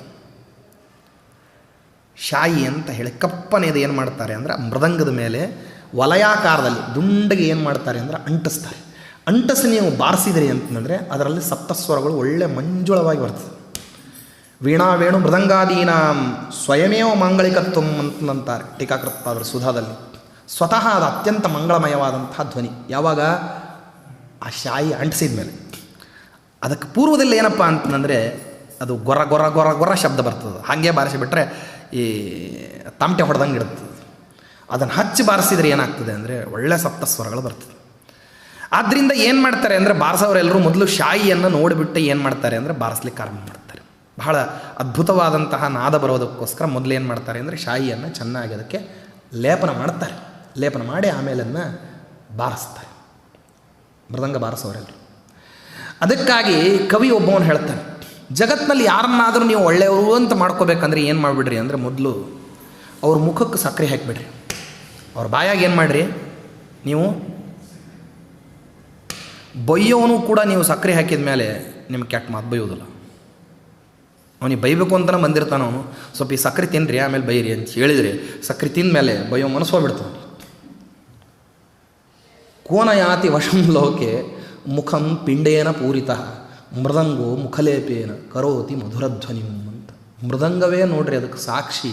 ಅದು ಏನಂತಂದ್ರೆ ಅತ್ಯಂತ ಮಧುರವಾದ ಧ್ವನಿಯನ್ನು ಆ ಲೇಪನ ಮಾಡಿದ ಮೇಲೆ ಹೆಂಗೆ ಹೊರಗೆ ಹಾಕ್ತದೋ ಹಾಗೆ ಈ ಎಲ್ಲ ಸೈನಿಕರಿಗೆ, ಸೇನಾಧಿಪತಿಗಳಿಗೆ ಎಲ್ರಿಗೂ ಕೂಡ ಬದುಕೋ ಹೋಗ್ರಪ್ಪ, ನೀವು ಬದುಕಿರುವಷ್ಟು ದಿವಸನೂ ಕೂಡ ನಾನು ನಿಮ್ಮನ್ನು ಕಾಪಾಡ್ತೀನಿ ಅಂತ ಯಾವಾಗ ಅರ್ಜುನ ಹೇಳಿದ್ನೋ, ಹೇಳಿದ ಕ್ಷಣಕ್ಕೆ ಅವರಿಗೆ ಆಯುಷ್ಯ ಹೆಚ್ಚಾಗಲಿ, ಕೀರ್ತಿ ಹೆಚ್ಚಾಗಲಿ, ಯಶಸ್ಸು ಹೆಚ್ಚಾಗಲಿ ಅಂತ ಹೇಳಿ ಏನು ಮಾಡಿದರು ಅಂತಂದ್ರೆ ಅವರು ಒಳ್ಳೆ ರೀತಿಯಲ್ಲಿ ಹಾರಿಸ್ಬಿಟ್ರು.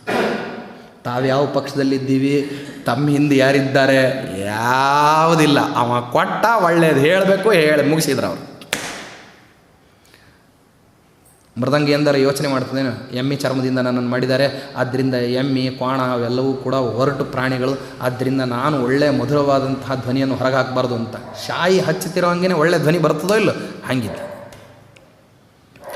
ಸಕರ್ಮಕೃತ್ವ ಪರಮಾರ್ಯ ಕರ್ಮ ನಿಹತ್ಯ ಶತ್ರುನ್ ದ್ವಿಷತಾಂ ನಿಹಂತ ಯಾತೋ ಮಹಾಮೇಘ ಇವಾತಪಂತೆ ವಿದ್ರಾವ್ಯ ಪಾರ್ಥ ಕುರುಸೈನ್ಯಮೇಕಃ. ಇಡೀ ಸೈನ್ಯವನ್ನೆಲ್ಲ ಚಲ್ಲಾಚದುರಾಗಿ ಹೊಡೆದು ಅವರನ್ನೆಲ್ಲರನ್ನೂ ಕೂಡ ನಿರ್ವೀರ್ಯರನ್ನಾಗಿ ಮಾಡಿ ನಿಸ್ತೇಜಸ್ಕರನ್ನಾಗಿ, ತೇಜಸ್ಸು ಸೋರಿ ಹೋಗಿ ಅವರ ಮುಖದಲ್ಲಿ ಯಾವುದೇ ವಿಧವಾಗಿರತಕ್ಕಂಥ ಮತ್ತು ಗೆರೆಗಳು, ಒಳ್ಳೆ ಶುಭಸೂಚಕವಾದ ಗೆರೆಗಳಿಲ್ಲದೆ ಇರೋ ಹಾಗೆ ಒಳ್ಳೆ ಸೋತು ಹೋಗಿರ್ತಕ್ಕಂಥ, ಬಾಡಿ ಹೋಗಿರುವಂಥ ಮುಖ ಅವ್ರಿಗೆ ಬಂದಾಗ ಏನು ಮಾಡಿದ್ದಾನೆ ಅಂತಂದರೆ ಹೊರಟಿದ್ದಾನೆ. ಹೊರಡಬೇಕಾದ್ರೆ ಇಷ್ಟರವರೆಗೆ ಹೇಳಿದ್ನಲ್ಲ ಉತ್ತರನಿ ಈ ಮಾತು ಮುಂದುವರಿಸ್ತಾನೆ. ನೋಡಪ್ಪ, ನೀ ಹೋಗಿ ಏನು ಮಾಡಬೇಕು ಅಂದರೆ ನಿಮ್ಮಪ್ಪನ ಹತ್ತಿರದಲ್ಲಿ ಹಿಂಗೆ ಹೇಳಬಾರ್ದು, ನಮ್ಮ ದೇಶದಲ್ಲೇ ಪಾಂಡವರೆಲ್ಲರೂ ವಾಸ ಮಾಡ್ತಾ ಇದ್ದಾರೆ, ನಾನೇ ಅರ್ಜುನ, ಕಂಕಪಟ್ಟನೇ ಯುಧಿಷ್ಠಿರ, ವಲಲ್ನೇ ಭೀಮ ಅಂತ ನೀ ಇದ್ದಕ್ಕಿದ್ದ ಹಾಗೆ ಹೋಗಿ ಏನು ಮಾಡಬೇಡ ಅಂದರೆ ನಿಮ್ಮಪ್ಪನ ಎದುರಿಗೆ ಹೇಳಬೇಡ. ಯಾಕೆ ಅಂತ ಅಂದರೆ ನಾವೆಲ್ಲ ನೀನು ಕಂಡದ್ದು ನಮ್ಮದು ಏನು ಮಾಡಿದ್ದಿ ಅಂದರೆ ಒಂದು ರೂಪವನ್ನು, ಒಂದು ವೇಷವನ್ನು, ಒಂದು ಅವತಾರವನ್ನು ಮುಚ್ಚಿಟ್ಟಿರ್ತಕ್ಕಂತಹ ನಮ್ಮ ಶಕ್ತಿ ಸಾಮರ್ಥ್ಯಗಳ ಇರತಕ್ಕಂತಹ ಸ್ವಭಾವವನ್ನು ಮಾತ್ರ ನೋಡಿದ್ದಿ. ಇವು ಪ್ರಕಟವಾದ ಮೇಲೆ ಏನಪ್ಪ ಅಂತಂದರೆ ಜನ ನಮ್ಮನ್ನು ನೋಡಿದ ತಕ್ಷಣ ಭಯಭೀತರಾಗ್ತಾರೆ, ಭಯ ಪಡ್ತಾರೆ. ಹೆಂಗೆ ಅಂತಂದರೆ ನೋಡ್ರಿ, ನಮ್ಮ ಮನೆಯಲ್ಲೇ ಸಾಕಿದ್ದೀವ್ರಿ, ಭಾಳ ವರ್ಷದಿಂದ ಇಟ್ಕೊಂಡಿದ್ದೀವಿ, ಏನೇನೂ ಮಾಡೋದಿಲ್ಲ, ಹತ್ತಿರದಲ್ಲೇ ಯಾವಾಗಲೂ ಇರ್ತದೆ, ನಮ್ಮ ಮನ್ಯಾಗನೇ ಅಡ್ಡಾಡಿರ್ತಿರ್ತದೆ ರೀ, ಆದ್ರೆ ಅದು ಹುಲಿ ಮುದ್ದು ಮಾಡ್ತದೆ ಅಂತ ಕೇಳಿದ್ರಿ ಯಾರು ಒಪ್ಕೋತಾರ? ನಮ್ಮ ಮನ್ಯಾಗನೇ ಇರ್ತದೆ, ವರ್ಷದಿಂದ ಸಾಕಿದ್ದೀವಿ, ಇಷ್ಟೇ ಅದು ಹುಲಿ ಅಂತ ಹೇಳಿದರೆ ಯಾರಾದರೂ ಸಂತೋಷದಿಂದ ಧೈರ್ಯವಾಗಿ ಹೋಗ್ತಾರೆ ಅದ್ರ ಹತ್ರ. ಏನಾದ್ರೂ ಹುಲಿಪ ಯಾಕೆ ಬೇಕು ತಂಟೆ ಅಂತ ಹೆಂಗೆ ದೂರ ಇರ್ತಾರೋ. ನಾವೆಲ್ಲ ಯಾವ ಜಾತಿಯವರು ಅಂದರೆ ವ್ಯಾಘ್ರ ಜಾತಿಯವರು, ನಾವು ಹುಲಿ ಜಾತಿಯವರು. ಆದ್ದರಿಂದಾಗಿ ಪಿತುಸ್ಸಕಾಶೆ ತವತಾತ ಸರ್ವೇ ವಸಂತಿ ಪಾರ್ಥ ವಿದಿತಂ ತ್ವಯೇತಿ ತಾನ್ಮಾಸ್ಮ ಶಂಸೀಹಿ ನಗರಂ ಪ್ರವಿಶ್ಯ ಭೀತಃ ಪ್ರಾಶ್ಯೇತ್ ಸಚ ಮತ್ಸ್ಯರಾಜ. ನಾನು ಹೀಗೆ ಅವರನ್ನು ಉಳಿಗದವರನ್ನು ದುಡಿಸ್ಕೊಂಡ್ಬಿಟ್ಟಿದ್ದೀನಿ, ಅವ್ರ ಕಡೆಯಿಂದ ಅಡುಗೆ ಮಾಡಿ ಬಡಿಸಿಸ್ಕೊಂಡಿದ್ದೀನಿ, ನನ್ನ ಮಗಳಿಗೆ ನಾಟ್ಯವನ್ನು ಹೇಳ್ಕೊಡುವಂಥ ಅರ್ಜುನಿಗೆ ಹೇಳಿದ್ದೀನಿ ಅಂತ ಏನಾದ್ರೂ ನಿನ್ನ ಅಪ್ಪನಿಗೆ ಗೊತ್ತಾಗ್ಬಿಡ್ತು ಅಂದರೆ ಮೊದಲು ಅವನಿಗೇನಾಗ್ತದೆ ಅಂದರೆ ಹೃದಯಾಘಾತ ಆಗ್ತದೆ, ಬಿದ್ದೆ ಹೋಗ್ತಾನೋ. ಅದಕ್ಕೆ ಹೇಳ್ಬಿಡೋದು. ಮಯಾ ಜಿತಾ ಸಾಧ್ವಜಿನೀ ಕುರುಣ ಮಯಾ ಹಿಗಾವೋ ವಿಜಿತಾದ್ ವಿಷದ್ಭ್ಯ ಏವಂತ ಕಾಮಂ ನಗರಂ ಪ್ರವಿಶ್ಯ ತ್ವಮಾತ್ಮನಾ ಕರ್ಮ ಕೃತಂ ಬ್ರವೀಹಿ. ಬರಬೇಕಾದ್ರೆ ಹೇಳಿದ್ಯೋ ಇಲ್ಲೋ, ಏಕಾಂಗಿಯಾಗಿ ಗೆಲ್ತೀನಿ ಇಡೀ ಕುರುಸೈನ್ಯವನ್ನು ಅಂಥೇಳಿ. ಈಗ ಹೋದ್ಮೇಲೆ ನೀ ಅದನ್ನ ಮುಂದುವರಿಸ್ಬೇಕು ಅಂತಾನೆ ಯಾರೋ ಅರ್ಜುನ. ಅಲ್ಲಿ ಹೇಳಬೇಕಾದ್ರೇನೋ ಅರ್ಜುನ ಇವನು ಅಂತ ಗೊತ್ತಾಗ್ಲಾರ್ದು ಏನೋ ಹೇಳ್ಕೊಂಡಿದ್ದ. ಈಗ ಗೊತ್ತಾದ್ಮೇಲೆ ಹೇಳ್ಕೊಳ್ಲಿಕ್ಕೆ ಸಾಧ್ಯನೇ? ನೋಡ್ರಿ ಪಾಪ ಉತ್ತರನ ಎಂತಹ ಅವಸ್ಥೆ. ಹೇಳುವಂತಾನೆ ಇವನು ಒಲ್ಲೆ ಅನ್ನೋ ಹಂಗಿಲ್ಲ ಇವನು ಎದುರಿಗೆ. ಯಾರೆದುರಿಗೆ? ಅರ್ಜುನನ ಎದುರಿಗೆ. ಅಷ್ಟು ಜನರನ್ನೇ ಆ ರೀತಿ ಏನು ಮಾಡಿದ್ದಾನೆ ಅಂದರೆ ಲೆಕ್ಕಕ್ಕಿಲ್ಲದೆ ಇರೋ ಅವನು ಹೊಡೆದಿದ್ದಾನೆ. ಉತ್ತರ ಆಲೋಚನೆ ಮಾಡ್ದ. ಒಲ್ಲೆ ಅಂದ್ರೆ ಒಂದು ಸಮಸ್ಯೆ, ಹ್ಞೂ ಅಂತಂದರೆ ಇನ್ಯಾವ ಸಮಸ್ಯೆ ಇದೆಯೋ ಗೊತ್ತಿಲ್ಲ, ಇವನೇ ಕಾಪಾಡ್ತೀನಿ ಅಂತ ಹೇಳ್ತಾನೆ. ಆಗಲಿ ಹೇಳು ಅಂತಂದ. ಯತ್ತೇ ಕೃತಂ ಕರ್ಮ ನವಾರಣೀಯಂ ತತ್ಕರ್ಮ ಕರ್ತುಂ ನ ಮಮಾಸ್ತಿ ಶಕ್ತಿ ನ ತ್ವಾಂ ಪ್ರವಕ್ಷ್ಯಾಮಿ ಪಿತುಸ್ಸಕಾಶೆ ಯಾವನ್ನ ಮಾಂ ವಕ್ಷ್ಯಸಿ ಸವ್ಯಸಾಚಿನ್. ಅಲ್ಲಪ್ಪ, ನೀ ಏನು ಕೆಲಸ ಮಾಡಿದ್ದೀಯಲ್ಲ ಅದನ್ನು ನಾನು ನಂದು ಅಂತ ಹೆಂಗೆ ಹೇಳ್ಕೊಳ್ಳಿ? ಆದರೆ ನೀ ಹೇಳ್ತಾ ಇದ್ದೀಯಲ್ಲ ಹೀಗೆ ಹೇಳು ಅಂತ ಅವಶ್ಯವಾಗಿ ಹೇಳ್ತೀನಿ. ಯಾಕೆ? ಗತ್ಯಂತರವೇ ಇಲ್ಲ ನನಗೆ. ಅದರಿಂದಾಗಿ ಅವಶ್ಯವಾಗಿ ಇದನ್ನು ಹೇಳ್ದಂಗೆ ಹೇಳ್ತೀನಿ.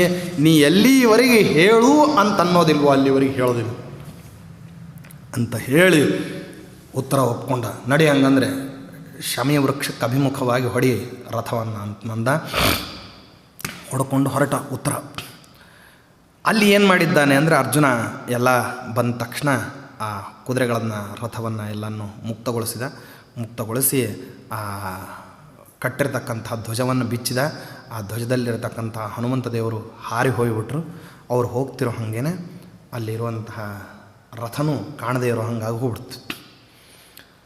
ಆಗ ಗಾಂಡೀವವನ್ನು ಮತ್ತು ಬತ್ತಳಿಕೆಯನ್ನು ಎಲ್ಲವನ್ನು ಮೊದಲಿನ ಹಾಗೇ ಅಲ್ಲೇ ಇಡು ಅಂತ ಹೇಳ್ದ. ಇಟ್ಟ. ಆಗ ಅರ್ಜುನ ಮತ್ತೆ ಬಯಸಿದ, ನಾನು ಮೊದಲಿನ ಹಾಗೆ ಆಗಬೇಕು ಅಂಥೇಳಿ ಪುನಃ ಷಂಡವೇಷವನ್ನು ಹಾಕ್ಕೊಂಡ. ತಿರ್ಗಾ ಯಥಾ ಪ್ರಕಾರ ಬಳಿ, ಕುಂಕುಮ, ಗೆಜ್ಜಿ, ಕಾಲು ಬಳಿ, ಹೆರಳು ಎಲ್ಲ ಹಾಕ್ಕೊಂಡು ಉತ್ತರನ ರಥ ಅಲ್ಲೇ ನಿಲ್ಲಿಸಿದ್ದ. ಆ ರಥದಲ್ಲಿ ಸಾರಥಿಯಾಗಿ ತಾನು ಬಂದು ಕೂತ್ಕೊಂಡ. ಹತ್ತಪ್ಪ ಹಿಂದೆ ಅಂತ ಹೇಳ್ದ ಅವನಿಗೆ. ಯಾರಿಗೆ? ಉತ್ತರನಿಗೆ. ಪಾರ್ಥಶ್ಚಕೃತ್ವ ಪರಮಾರ್ಯಕ್ರಮ ನಿಹತ್ಯ ಶತ್ರುನ್ ದ್ವಿಷತಾಂ ನಿಹಂತ ವಿಧಾಯ ಭೂಯಶ್ಚ ತಥೈವ ವೇಷಂ ಜಗ್ರಾಹರ್ಷ್ಮೀನ್ ಪುನರುತ್ತರಸ್ಯ. ಹಿಡಿದು ಏನು ಮಾಡ್ದ, ರಾಜಧಾನಿಯನ್ನು ಪ್ರವೇಶ ಮಾಡಬೇಕು ಅಂತ ಹೊರಟ. ನೋಡಪ್ಪ, ಈಗ ಅಲ್ಲೆಲ್ಲ ಗೋಪಾಲಕರಿದ್ದಾರಲ್ಲ, ಅವ್ರ ಎದುರಿಗೆ ನೀನು ಹೊಡ್ಕೊಂಡು ನಡ್ರಪ್ಪ ಅಂತ ಹೇಳು. ನಾನು ಯಾರು ಅಂತ ಅನ್ನೋದನ್ನು ಅವ್ರು ಯಾರೂ ನೋಡಿಲ್ಲ. ನಾನೀಗ ಯಾವ ವೇಷದಲ್ಲಿದ್ದೇನೋ ಆ ವೇಷದಲ್ಲಿ ಅವ್ರು ಬಂದದ್ದನ್ನು ಮಾತ್ರ ನೋಡಿ ನೀನೇ ಯುದ್ಧವನ್ನು ಗೆದ್ದಿದ್ದಿ ಅಂತ ಅವರು ಪರಿಭಾವಿಸ್ತಾರೆ. ಹಾಗೆ ಭಾವಿಸಲಿ ಅಂತ ಹೇಳ್ತಾನೆ. ರಾಜಪುತ್ರ ಪ್ರಪದ್ಯಸ್ವ ಸಮಾನೀತಾನಿ ಸರ್ವಶಃ ಗೋಕುಲಾನಿ ಮಹಾಬಾಹೋ ವೀರಗೋಪಾಲಕೈಸ್ಸಹ ಅಂತ ಹೇಳಿ ಅಪರಾಹ್ನ ಕಾಲದಕ್ಕೆ ಏನು ಮಾಡಿದ್ದಾನೆ ಅಂತಂದರೆ ಅಲ್ಲಿಂದ ಹೊರಡೋದು ಅಂಥೇಳಿ ಅವಸರ ಮಾಡಿಸಿ ಹೊರಡ್ಕೊಂಡಿದ್ದಾನೆ. ಉತ್ತರ ಸ್ತರಮಾಣೋಥ ದೂತಾನ್ ಅಜ್ಞಾಪಯಿತ್ತದ ವಚನಾದ ಅರ್ಜುನ ಸೈವ ವ್ಯಾಚಕ್ಷಧ್ವಂ ಜಯಂ ಮಮ. ಅರ್ಜುನ ಹೇಳ್ದ, ನಿನ್ನ ವಿಜಯವನ್ನು ಜಗತ್ತಿನಲ್ಲಿ ಅಲ್ಲಿ ವಿರಾಟ್ ನಗರದಲ್ಲಿ ಎಲ್ರಿಗೂ ಕೇಳೋ ಹಾಗೆ ಜಯಘೋಷವನ್ನು ಭೇರಿಯನ್ನು ಹೊಡೆಸು ಅಂತ ಹೇಳ್ತಾನೆ. ಉತ್ತರ ಗೆದ್ದು ಬಂದ ಇಡೀ ಕುರುಸೈನ್ಯದ ಮೇಲೆ ಅಂಥೇಳಿ ಹೊಡೆಸು ಅಂತಾನೆ. ನೋಡ್ರಿ ಪಾಪ, ಕೇಳಿದವರೆಲ್ಲರೂ ಕೂಡ ಅದನ್ನು ನಂಬಬೇಕು.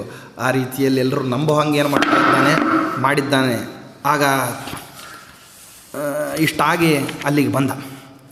ಈಗ ಬರ್ತಿರೋ ಹಾಗೇನೆ ಏನಾಯಿತು ಅಂತಂದರೆ, ಆತ ಕಡೆಗೆ ಆ ರಾತ್ರಿ ಕಾಲದಲ್ಲಿ ಸಮರಾತ್ರಿಯನ್ನು ಏನು ಮಾಡಿದ್ದ ಅಂತಂದರೆ ವಿರಾಟ್ ರಾಜ ನದಿ ತೀರದ ಪ್ರದೇಶದಲ್ಲಿ ಯಾರನ್ನ ಸುಶರ್ಮನನ್ನು ಗೆದ್ದು ಬಿಟ್ಟು ಆ ಕಡೆ ಉಳಿದಿದ್ದ. ಆ ಭಾಗ ಇನ್ನೂ ಅಲ್ಲೇ ನಿಲ್ಲಿಸಿದ್ವಿ ಅದನ್ನ. ಆದ್ದರಿಂದ ಧರ್ಮರಾಜ ಅಲ್ಲಿ ಹೇಳಿದ್ದ ಏನಂತಂದರೆ, ಸುಶರ್ಮನನ್ನು ಏನು ಮಾಡು ಅಂತಂದರೆ ಅವನನ್ನು ಜೀವ ಸಮೇತವಾಗಿ ಬಿಟ್ಟು ಕಳಿಸು ಅಂತ ಹೇಳಿದ್ದ. ಧರ್ಮರಾಜನ ಮಾತಿನ ಹಾಗೆ ಏನು ಮಾಡ್ದ ಅಂದರೆ ವಿರಾಟ್ ರಾಜ ಸುಶರ್ಮನನ್ನು ಕಳಿಸಿ ಅವತ್ತಿನ ರಾತ್ರಿಯೇ ಅಲ್ಲೇ ವಾಸ ಮಾಡಿದ್ದ ವಿರಾಟ್ ರಾಜ ತನ್ನ ಪರಿವಾರದವ್ರ ಜೊತೆಗೆ. ಧರ್ಮರಾಜ ಒಬ್ಬ ಅಶ್ವಾರೋಹಿಯನ್ನು ಕರೆದು ವಿರಾಟ್ ರಾಜನಿಗೆ ಹೇಳ್ತಾನೆ, ಹೋಗಿ ನೀನು ಗೆದ್ದಿದ್ದಿ ಅಂತ ಹೇಳಿ ಏನಪ್ಪ ಅಂತಂದರೆ ನಗರದಲ್ಲಿ ಸುದ್ದಿ ಮುಟ್ಟಿಸು ಅಂತ ಹೇಳಿರ್ತಾನೆ. ಅವನು ಪ್ರಾತಃ ಕಾಲದ ಹೊತ್ತಿಗೆ ಏನು ಮಾಡಿರ್ತಾನೆ ಅಂತಂದರೆ ಒಂದು ದಿವಸ ನಂತರದಲ್ಲಿ ಬಂದು ಏನು ಮಾಡ್ತಾನೆ, ಈ ವೃತ್ತಾಂತವನ್ನು ತಿಳಿಸ್ತಾನೆ. ಇತ್ತ ಕಡೆಗೆ ಅವತ್ತೇನೆ ಪೂರ್ವಾಹ್ನದಲ್ಲಿ ಏನು ಮಾಡಿರ್ತಾರೆ ಅಂದರೆ ಅರ್ಜುನ ಮತ್ತು ಉತ್ತರಕುಮಾರ ಇಬ್ಬರು ಕೂಡ ಆ ಕಡೆಗೆ ಯುದ್ಧಕ್ಕೆ ಹೋಗಿರ್ತಾರೆ. ಇತ್ತ ಕಡೆಗೆ ಗೆದ್ದು ಬರತಕ್ಕಂಥ ವಿರಾಟ್ ರಾಜನ ಸುದ್ದಿಯನ್ನು ಹೇಳ್ತಾ ಇದ್ದಾರೆ. ಅಶ್ವಾರೋಹಿ ತಲುಪುವಷ್ಟೊತ್ತಿಗೆ ಇವರು ಅವತ್ತಿನ ರಾತ್ರಿ ಆಯಾಸ ಪರಿಹಾರ ಮಾಡಿಕೊಂಡು ಇವರು ಹಿಂದಿನಿಂದ ಹೊರಡ್ತಾರೆ. ಅಲ್ಲಿಗೆ ಒಂದು ದಿವಸದ ಯುದ್ಧಕ್ಕೆ ಹೋಗಿರ್ತಕ್ಕಂಥ ಅರ್ಜುನ ಆ ಕಡೆ ಮುಗಿಸ್ಕೊಂಡು ಅವರು ಬಂದಿರುವಂಥ ಮಾರನೇ ದಿವಸ ಅರ್ಜುನ ಆ ಕಡೆಯಿಂದ ಬರೋನು, ಇವರು ಈ ಕಡೆಯಿಂದ ಪ್ರವೇಶ ಮಾಡೋದು. ಇಲ್ಲಿ ಒಳಗೆ ಪ್ರವೇಶ ಮಾಡಿಬಿಟ್ಟಿರ್ತಾರೆ ಯಾರು, ವಿರಾಟ್ ರಾಜನ ಸಮೇತರಾಗಿ 4 ಜನ ಪಾಂಡವರು, ಯುಧಿಷ್ಠಿರ ಚಕ್ರವರ್ತಿ, ಭೀಮಸೇನ ದೇವರು, ನಕುಲ, ಸಹದೇವ, ವಿರಾಟ್ ರಾಜನ ಇನ್ನಿತರ ಸೈನ್ಯ ಎಲ್ಲವೂ ಕೂಡ ನಗರ ಪ್ರವೇಶ ಮಾಡಿರ್ತದೆ. ಉತ್ತರ ನಗರದಲ್ಲಿ ಇರೋದಿಲ್ಲ. ಉತ್ತರ ಗೋಗ್ರಹಣಕ್ಕೋಸ್ಕರವಾಗಿ ಉತ್ತರ ದಿಗ್ಭಾಗದಲ್ಲಿ ಹಿಡಿದಿರುವಂತಹ ಗೋವುಗಳನ್ನು ಗ್ರಹಣ ಮಾಡಿರ್ತಕ್ಕಂತಹ ಕೌರವರ ಜೊತೆಗೆ ಯುದ್ಧ ಮಾಡಲಿಕ್ಕೆ ಹೋಗಿದ್ದಾನೆ ಅಂತ ಹೇಳಿ ವಿರಾಟ್ ರಾಜನಿಗೆ ಎಲ್ಲರೂ ಹೇಳಿರ್ತಾರೆ. ಇಷ್ಟರಲ್ಲಿ ಬಂದು ಏನು ಮಾಡ್ತಾರೆ, ದೂತರೆಲ್ಲ ಸುದ್ದಿಯನ್ನು ತಲುಪಿಸ್ತಾರೆ. ದೂತರು ಮೊದಲು ನಗರ ದ್ವಾರದಲ್ಲಿರತಕ್ಕಂತಹ ಭೇರಿಯನ್ನು ಹೊಡೆಯೋನಿಗೆ ಹೇಳಿದ ತಕ್ಷಣ ಜಯಭೇರಿಯನ್ನು ಬಾರಿಸಿಬಿಡ್ತಾರೆ. ಇದೇನು ನಾವು ಒಳಗೆ ಬಂದಾಯ್ತು, ಈಗ ಯಾಕೆ ಜಯಭೇರಿಯನ್ನು ಬಾರಿಸ್ತಾ ಇದ್ದಾರೆ ಅಂದರೆ ಯಾರೋ ಬಂದು ವಿರಾಟ್ ರಾಜನಿಗೆ ಸುದ್ದಿಯನ್ನು ಹೇಳ್ತಾರೆ. ಆಗ ಜಿತ್ವಾ ತ್ರಿಕರ್ತಾನ್ ಸಂಗ್ರಾಮೆ ಗಾಶ್ಚೈವ ಆನಯ್ಯ ಕೇವಲಾಹ ಅಶೋಭತ ಮಹಾರಾಜ ಸಹಪಾರ್ಥೈ ಶ್ರಿಯಾವೃತಃ ತಮಾಸನಗತಂ ವೀರಂ ಸುಹೃದಾಂ ನಂದವರ್ಧನಂ ಉಪತಸ್ಥೋ ಪ್ರಕೃತಯ ಸಮಸ್ತ ಬ್ರಾಹ್ಮಣೈ ಸಹ ಎಲ್ಲ ಬ್ರಾಹ್ಮಣರು ಒಳಗೆ ಬರ್ತಾರೆ. ವಿರಾಟ್ ರಾಜ ಒಳಗೆ ಬಂದು ಇನ್ನೂ ಕೂಡ್ತಾ ಇರ್ತಾನೆ. ಈ ವೃತ್ತಾಂತ ಆ ಕಡೆಯಿಂದ ಅರ್ಜುನ ಬಂದು ಹೇಳಿ ಇದು ಪ್ರಸ್ತಾಪ ಆಗಬೇಕು ಸಭಾದಲ್ಲಿ, ಅದಕ್ಕೆ ಪೂರ್ವದಲ್ಲಿ ಇವನು ಬಂದು ಸೇರ್ಕೊಂಡಿರ್ತಾನೆ ಸಭಾದಲ್ಲಿ. ಸಭಾಜಿತ ಸತಾಭಿಸ್ತು ಪ್ರತಿನಂದ್ಯ ಸಂವತ್ಸರಾಟ್ ವಿಸರ್ಜಯಾಮಾಸ್ತದ ವಿಜಾಂಶ್ಚ ಪ್ರಕೃತಿಸ್ತದ. ಬ್ರಾಹ್ಮಣರೆಲ್ಲರೂ ಬಂದು ಆಶೀರ್ವಾದ ಮಾಡ್ತಾರೆ. ಹೀಗೆ ಹಿತೋಪ್ಯತಿಶಯವಾಗಿ ನೀ ಜಯವನ್ನು ಸಂಪಾದನೆ ಮಾಡು ಅಂತ ಹೇಳಿ ವಿರಾಟ್ ರಾಜನಿಗೆ ಹೇಳ್ತಾರೆ. ಹೇಳಿದ ಕ್ಷಣಕ್ಕೆ ಉತ್ತರನನ್ನು ಎಲ್ಲಿ ಹೋಗಿದ್ದಾನೆ ಅಂತ ಕೇಳಿದಾಗ ಹೀಗೆಲ್ಲ ಇಂಥವ್ರ ಜೊತೆಗೆ ಯುದ್ಧ ಮಾಡಲಿಕ್ಕೆ ಹೋಗಿದ್ದಾನೆ. ಕುರುಕುಲದ ಸೇನಾವಾಹಿನಿ ಉತ್ತರ ದಿಕ್ಕಿನಲ್ಲಿ ಗೋವುಗಳನ್ನು ಗ್ರಹಣ ಮಾಡಿದೆ, ಅವ್ರ ಜೊತೆಗೆ ಯುದ್ಧ ಮಾಡಲಿಕ್ಕೆ ಹೋಗಿದ್ದಾನೆ ಅಂತಂದಾಗ ಆಗ ಬೃಹನ್ನಳೆಯನ್ನು ಸಾರಥಿಯನ್ನಾಗಿ ಮಾಡಿಕೊಂಡು ಯುದ್ಧವನ್ನು ಮಾಡಲಿಕ್ಕೆ ಹೋಗಿದ್ದಾನೆ ಅಂತ ವಿಷಯ ಕೇಳಿದಾಗ ಆಗ ಅಂತಾನೆ, ಅಲ್ಲ, ಒಬ್ಬ ನಪುಂಸಕನನ್ನು ಕರ್ಕೊಂಡು ನನ್ನ ಮಗ ಯುದ್ಧ ಮಾಡಲಿಕ್ಕೆ ಹೋಗಿದ್ದಾನೆ ಅಂತಂದರೆ ಗತಿ ಏನು? ಅದರಿಂದಾಗಿ ದೊಡ್ಡ ತ್ರಿಗರ್ತರ ಜೊತೆಗೆ ಯುದ್ಧ ಮಾಡಲಿಕ್ಕೆ ನಾ ಏನು ಸೈನ್ಯ ಹೋಗಿದ್ದೆ, ಆ ಸೈನ್ಯವನ್ನೆಲ್ಲ ಪುನಃ ನನ್ನ ಮಗನನ್ನು ಗೆಲ್ಲಿಸ್ಕೊಂಬರಲಿಕ್ಕೆ ಸೇನಾಧಿಪತಿಗಳು ಸೈನ್ಯವನ್ನು ತಗೊಂಡು ಸೇನಾ ಸಮೇತವಾಗಿ ನನ್ನ ಮಗನನ್ನು ಉಳಿಸ್ಲಿಕ್ಕೆ ಹೋಗಲಿ ಅಂತ ಹೇಳಿ ರಾಜ ತಾನು ಆಜ್ಞಾವನ್ನು ಮಾಡ್ತಾನೆ. ಸೈನ್ಯಕ್ಕೆ ಆಜ್ಞಾ ಮಾಡ್ತಾ ಇರುವಂತಹ ಸಂದರ್ಭದಲ್ಲಿ ಆಗ ಧರ್ಮರಾಜ ಅಂತಾನೆ, ತಮಬ್ರವೀತ್ ಧರ್ಮಸುತೋ ವಿರಾಟಂ ಅರ್ಥಂ ವಿದಿತ್ವ ಕುರುಭಿ ಪ್ರತಪ್ತಂ. ಧರ್ಮರಾಜನಿಗೆ ಏನಿರ್ತದೆ ಅಂತಂದರೆ, ಬೃಹನ್ನಳ ಸಾರಥಿಶ್ಚೇನ್ ನರೇಂದ್ರ ಪರೇನ ನೇಷ್ಯಂತಿ ತವಾದ್ಯಗಾಶ್ಚ. ಸತ್ಯ ವಿಷಯವನ್ನು ಹೇಳಿ ವಿರಾಟ್ ರಾಜನಿಗೆ ತುಂಬ ಏನಾಗ್ಬಿಡ್ತದೆ ಅಂದರೆ ಆತಂಕ ಆಗಿಬಿಡ್ತದೆ. ಮಗನನ್ನು ಎಲ್ಲಿ ಕುರುವೀರರೆಲ್ಲರೂ ಸೇರಿಕೊಂಡು ಕೊಂದು ಬಿಡ್ತಾರೇನೋ ಅಂತನ್ನುವಂಥ ಭಯದಿಂದ ಆತಂಕದಿಂದ ಆಜ್ಞಾವನ್ನು ಮಾಡ್ತಿರ್ತಾನೆ. ಅರ್ಜುನ ಅಲ್ಲಿದ್ದಾನೆ ಅಂತ ಹೇಳ್ತಕ್ಕಂಥ ಉದ್ದೇಶ ಧರ್ಮರಾಜನಿಗಿರೋದಿಲ್ಲ. ಧರ್ಮರಾಜನಿಗೇನಿರ್ತದೆ ಅಂದರೆ, ತಾನು ತನ್ನ ಸ್ಥಾನದ ಮಿತಿಯನ್ನು ಮರ್ತು ಮಾತಾಡೋನಲ್ಲ ಧರ್ಮರಾಜ. ತನ್ನ ಸ್ಥಾನದ ಮಿತಿ, ಒಬ್ಬ ರಾಜನಿಗೆ ಆಪ್ತ ಸಲಹಾಗಾರನಾಗಿರತಕ್ಕಂಥವನು ತನ್ನ ಸಲಹೆಯನ್ನು ಯೋಗ್ಯ ಕಾಲದಲ್ಲಿ ಕೊಟ್ಟು ಬಿಟ್ಟು ರಾಜನಿಗೆ ತನ್ನ ಮಂತ್ರಾಲೋಚನೆಯಿಂದ ಉಪಯೋಗ ಆಗೋ ಹಾಗೆ ನೋಡ್ಕೊಳ್ಬೇಕಾಗಿರತಕ್ಕಂಥದ್ದು ತನ್ನ ಕರ್ತವ್ಯ ಕರ್ಮ. ಆ ಕರ್ತವ್ಯ ಕರ್ಮವನ್ನು ಬಿಡದೇನೆ ನಡೆಸಬೇಕು. ಅದಕ್ಕಾಗಿ ಧೃತಿಗೆಡ್ಲಿಕ್ಕೆ ಹೋಗಬೇಡ ರಾಜ. ಬೃಹನ್ನಳೆ ಸಾರಥಿಯಾಗಿದ್ದಾನೆ ಅಂತಂದರೆ ನಿನ್ನ ಮಗನನ್ನು ಯಾರೂ ಏನೂ ಮಾಡಲಿಕ್ಕಾಗೋದಿಲ್ಲ ಅಂತ ಧೈರ್ಯ ತುಂಬುತ್ತಾನೆ. ಸರ್ವಾನ್ ಮಹೀಪಾನ್ ಸಹಿತಾನ್ ಕುರುಂಶ್ಚ ತಥೈವ ದೇವಾಸುರ ನಾಗಯಕ್ಷಾನ್ ಅಲಂ ವಿಜೇತುಂ ಸಮರೇ ಸುತಸ್ತೆ ಸ್ವನುಷ್ಠಿತ ಸಾರಥಿನಾ ಹಿತೇನ. ನಿನ್ನ ಮಗ ಯುದ್ಧಕ್ಕೆ ಹೋಗಿದ್ದಾನೆ ಅಂದರೆ ಎಲ್ಲ ಸಮಸ್ತ ರಾಜರುಗಳು ಬರಲಿ, ಕುರುಪಕ್ಷದವರು ಬರಲಿ, ದೇವತೆಗಳು, ದೈತ್ಯರು, ನಾಗರು, ಯಕ್ಷರು, ಯಾರ ಬೇಕಾದರೂ ಬಂದು ನಿನ್ನ ಮಗನ ಜೊತೆಗೆ ಯುದ್ಧಕ್ಕೆ ನಿಲ್ಬೋದು. ಯಾವಾಗ ಬೃಹನ್ನಳೆ ತಾನು ಸಾರಥಿಯಾಗಿದ್ದಾನೋ ಆಗ. ಅಂದರೆ ಆ ಸಾರಥಿನೇ ಏನಿದ್ದಾನೆ ಅಂದರೆ ಅಷ್ಟು ಸಮರ್ಥನಿದ್ದಾನೆ. ಸರ್ವಥಾ ಕುರವಶ್ಚಾಪಿ ಯೇಚಯಾನ್ಯೇ ವಸುಧಾಧಿಪಾಹ ತ್ರಿಗರ್ತಾನ್ ನಿರ್ಜಿತಾನ್ ಶ್ರುತ್ವ ನ ಸ್ಥಾಸ್ಯಂತಿ ಕಥಂಚನ. ಆದ್ದರಿಂದಾಗಿ ಅವಶ್ಯವಾಗಿ ನಿನ್ನ ಮಗ ಗೆಲ್ಲಕ್ಕೆ ಅವಕಾಶ ಇದೆ ಅಂತ ಪುನಃ ಒತ್ತಿ ಬೃಹನ್ನಳೆಯ ಅಸ್ತಿತ್ವದ ನಿಮಿತ್ತವಾಗಿ ನಿನ್ನ ಮಗನಿಗೆ ಪರಾಭವ ಬರಲಿಕ್ಕೆ ಸಾಧ್ಯ ಇಲ್ಲ, ಆತಂಕ ಪಡಬೇಡ. ಅವನ ಆತಂಕವನ್ನು ಪರಿಹಾರ ಮಾಡಲಿಕ್ಕೆ ಧರ್ಮರಾಜ ಹೇಳ್ತಿದ್ದಾನೆ ಅನ್ನೋದನ್ನು ಬಿಟ್ಟು ಬಿಡ್ತಾನೆ ಈ ಸಂದರ್ಭದಲ್ಲಿ. ನೋಡಿ, ಒಂದು ಮಾತನ್ನು ಯಾವುದಕ್ಕೋಸ್ಕರ ಹೇಳ್ತಿದ್ದೀವಿ, ಆ ಮಾತಿನ ಅಭಿಪ್ರಾಯವನ್ನು ಹಾಗೆ ಅರ್ಥ ಮಾಡ್ಕೊಳ್ದೇನೆ ವ್ಯತ್ಯಾಸವಾಗಿ ಅರ್ಥ ಮಾಡ್ಕೊಂಡ್ರೆ ಏನಾಗ್ತದೆ. ಇವನೇನು ಹೇಳ್ತಿದ್ದಾನೆ, ನನ್ನ ಮಗ ಒಬ್ಬ ವೀರಾಗ್ರಣಿ. ಈ ವೀರಾಗ್ರಣಿ ಒಂದು ವೇಳೆ ಯುದ್ಧ ಮಾಡ್ತಾನೆ ಅಂತಂದರೆ ಅವನು ತನ್ನ ವೀರ್ಯ, ಶೌರ್ಯ, ಬಲ, ಪರಾಕ್ರಮ, ಧನುರ್ವಿದ್ಯೆಯ ಆಧಾರದ ಮೇಲೆ ಗೆಲ್ಲೋದಿಲ್ಲ. ಷಂಡನೊಬ್ಬವನು ಸಾರಥಿಯಾಗಿಬಿಟ್ಟು ಅವ ಗೆದ್ದು ಬಿಡ್ತಾನ. ನೋಡಿ, ಅವ ಹೇಳಿರೋ ಮಾತನ್ನು ಇವ ವ್ಯುತ್ಕ್ರಮವಾಗಿ ಅದನ್ನ ಅರ್ಥ ಮಾಡ್ಕೊತಾನೆ. ಷಂಡ ಸಾರಥಿ ಆದದ್ದಕ್ಕೆ ನನ್ನ ಮಗ ಗೆಲ್ತಾನೆ ಅಂತ ಹೇಳ್ತಿದ್ದಾನೆ ಹೊರತು ನಿನ್ನ ಮಗನಿಗೆ ಭದ್ರವಾಗಿರತಕ್ಕಂತಹ ಆಶೀರ್ವಾದ ಇದೆ, ಒಳ್ಳೆ ಇದು ಇದೆ, ಬೇಕಾದಷ್ಟು ಸಮರ್ಥನಿದ್ದಾನೆ ಅಂತ ಹೇಳಿ ನನ್ನ ಮಗನನ್ನು ಸ್ತೋತ್ರ ಮಾಡ್ತಿಲ್ಲ. ಯಾರೋ ಕಂಕ. ಹೇಗಾಗ್ಬಿಡ್ತದೆ ನೋಡ್ರಿ. ನಾನು ಈಗ ತಾನೇ ಸ್ವಲ್ಪ ಹೊತ್ತಿನ ಮುಂದೆ ಹೇಳಿದ್ನಲ್ಲ, ಅಪಮಾನ ಮಾಡಲಿಕ್ಕೆ ಹೇಗೆ ನನ್ನ ಭಾವಚಿತ್ರ ಅಥವಾ ನನ್ನ ಮಕ್ಕಳನ್ನು ಬಳಸ್ಕೋಬಹುದು ನನ್ನನ್ನು ಅಪಮಾನ ಮಾಡಲಿಕ್ಕೆ, ಹಾಗೇ ನನ್ನನ್ನು ಸನ್ಮಾನ ಮಾಡಬೇಕಾದ್ರೂ ಕೂಡ ನನ್ನ ಭಾವಚಿತ್ರವನ್ನು ಗೌರವಿಸಿದ್ರೆ ಅಥವಾ ನನ್ನ ಮಕ್ಕಳನ್ನು ಗೌರವಿಸಿದ್ರೆ ಅದು ನನಗೆ ಗೌರವ ಇದ್ದಂಗೆ. ಹಾಗೇನೆ ನನ್ನ ಮಗನನ್ನು ಹೀಗೆಳೆದು ಬಿಟ್ರೆ ನಿನ್ನ ಮಗ ಯುದ್ಧ ಗೆದ್ದೇ ಗೆಲ್ತಾನೆ.